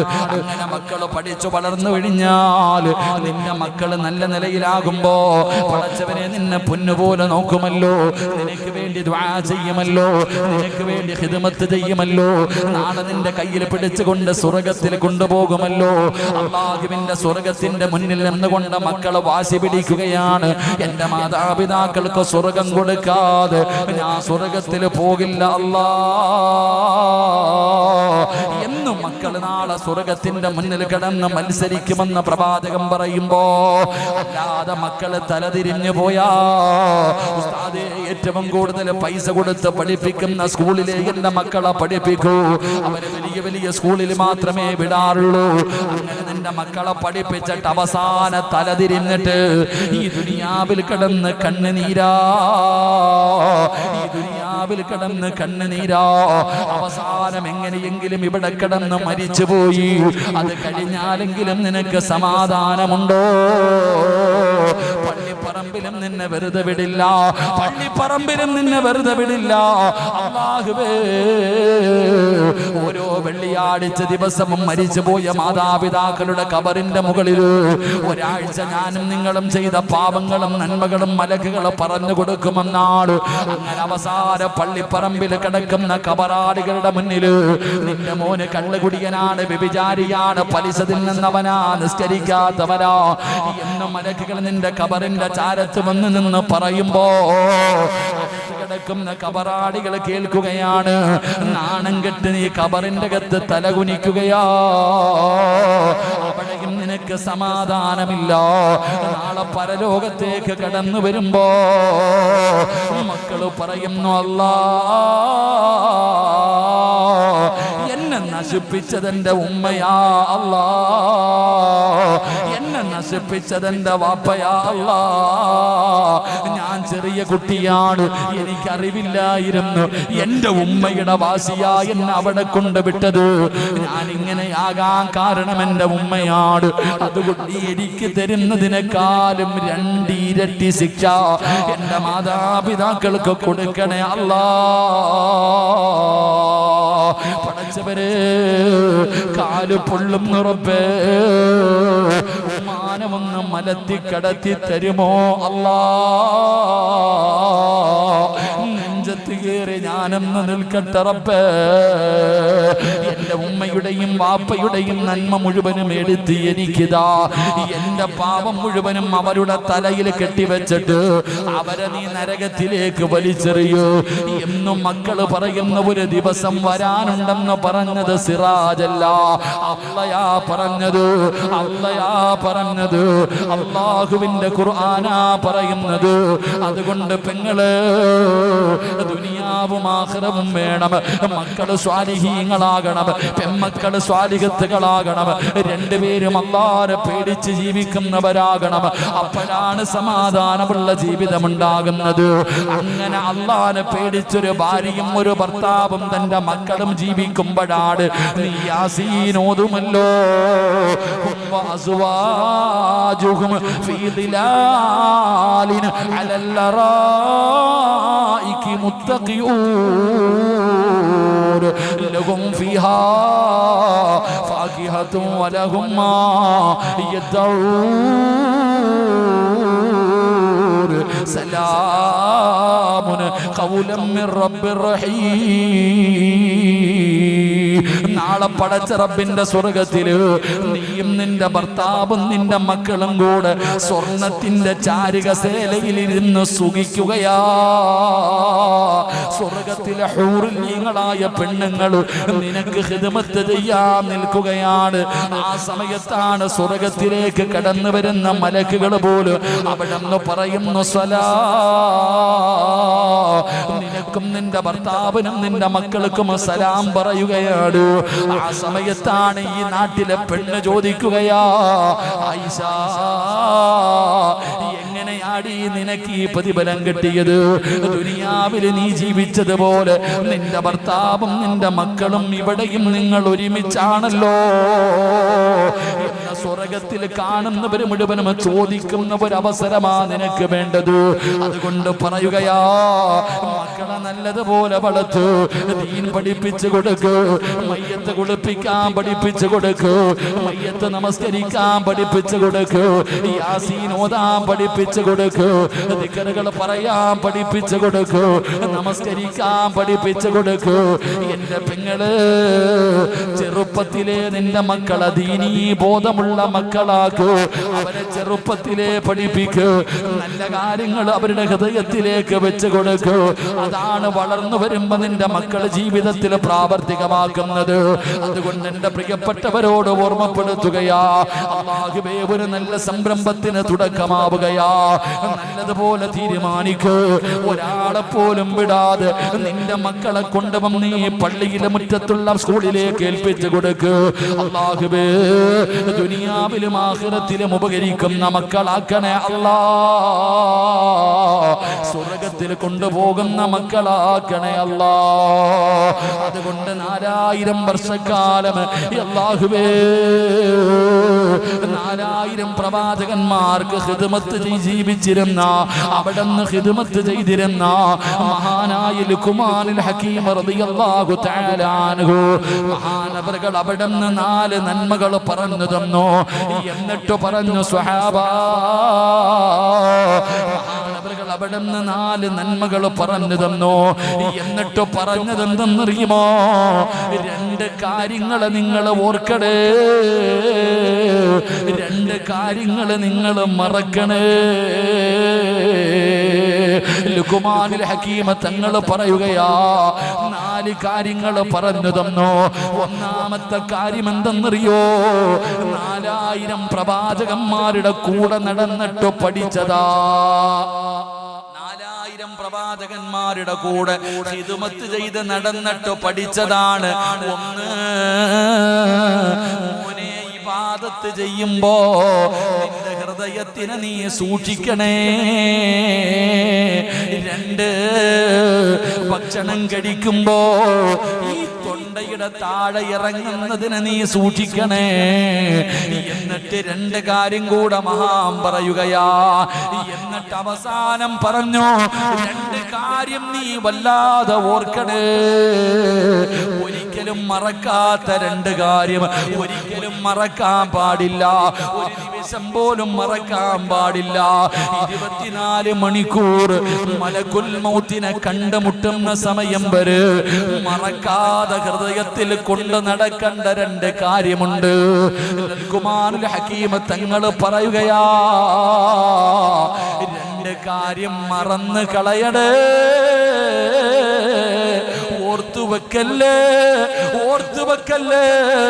ചെയ്ത് കഴിഞ്ഞാൽ അപ്പോൾ തന്നെ മറന്നു കളയേണ്ട രണ്ട് കാര്യമുണ്ട്. അത് പറഞ്ഞോണ്ട് നടക്കേണ്ടതല്ല, അത് മറക്കേണ്ട കാര്യമാണ്. മഹാനായ ലുഖ്മാനുൽ ഹകീം തങ്ങൾ പഠിപ്പിച്ചു തന്നതാ. കരുണക്കടലായ അല്ലാ, ആ മഹാന്റെ പൊരുത്തം നൽകണേ അല്ലാ. ആ മഹാന്റെ ബർക്കത്ത് കൊണ്ട് ഞങ്ങളുടെ ഈ സ്വദസ്സു സ്വീകരിക്കണേ അല്ലാ.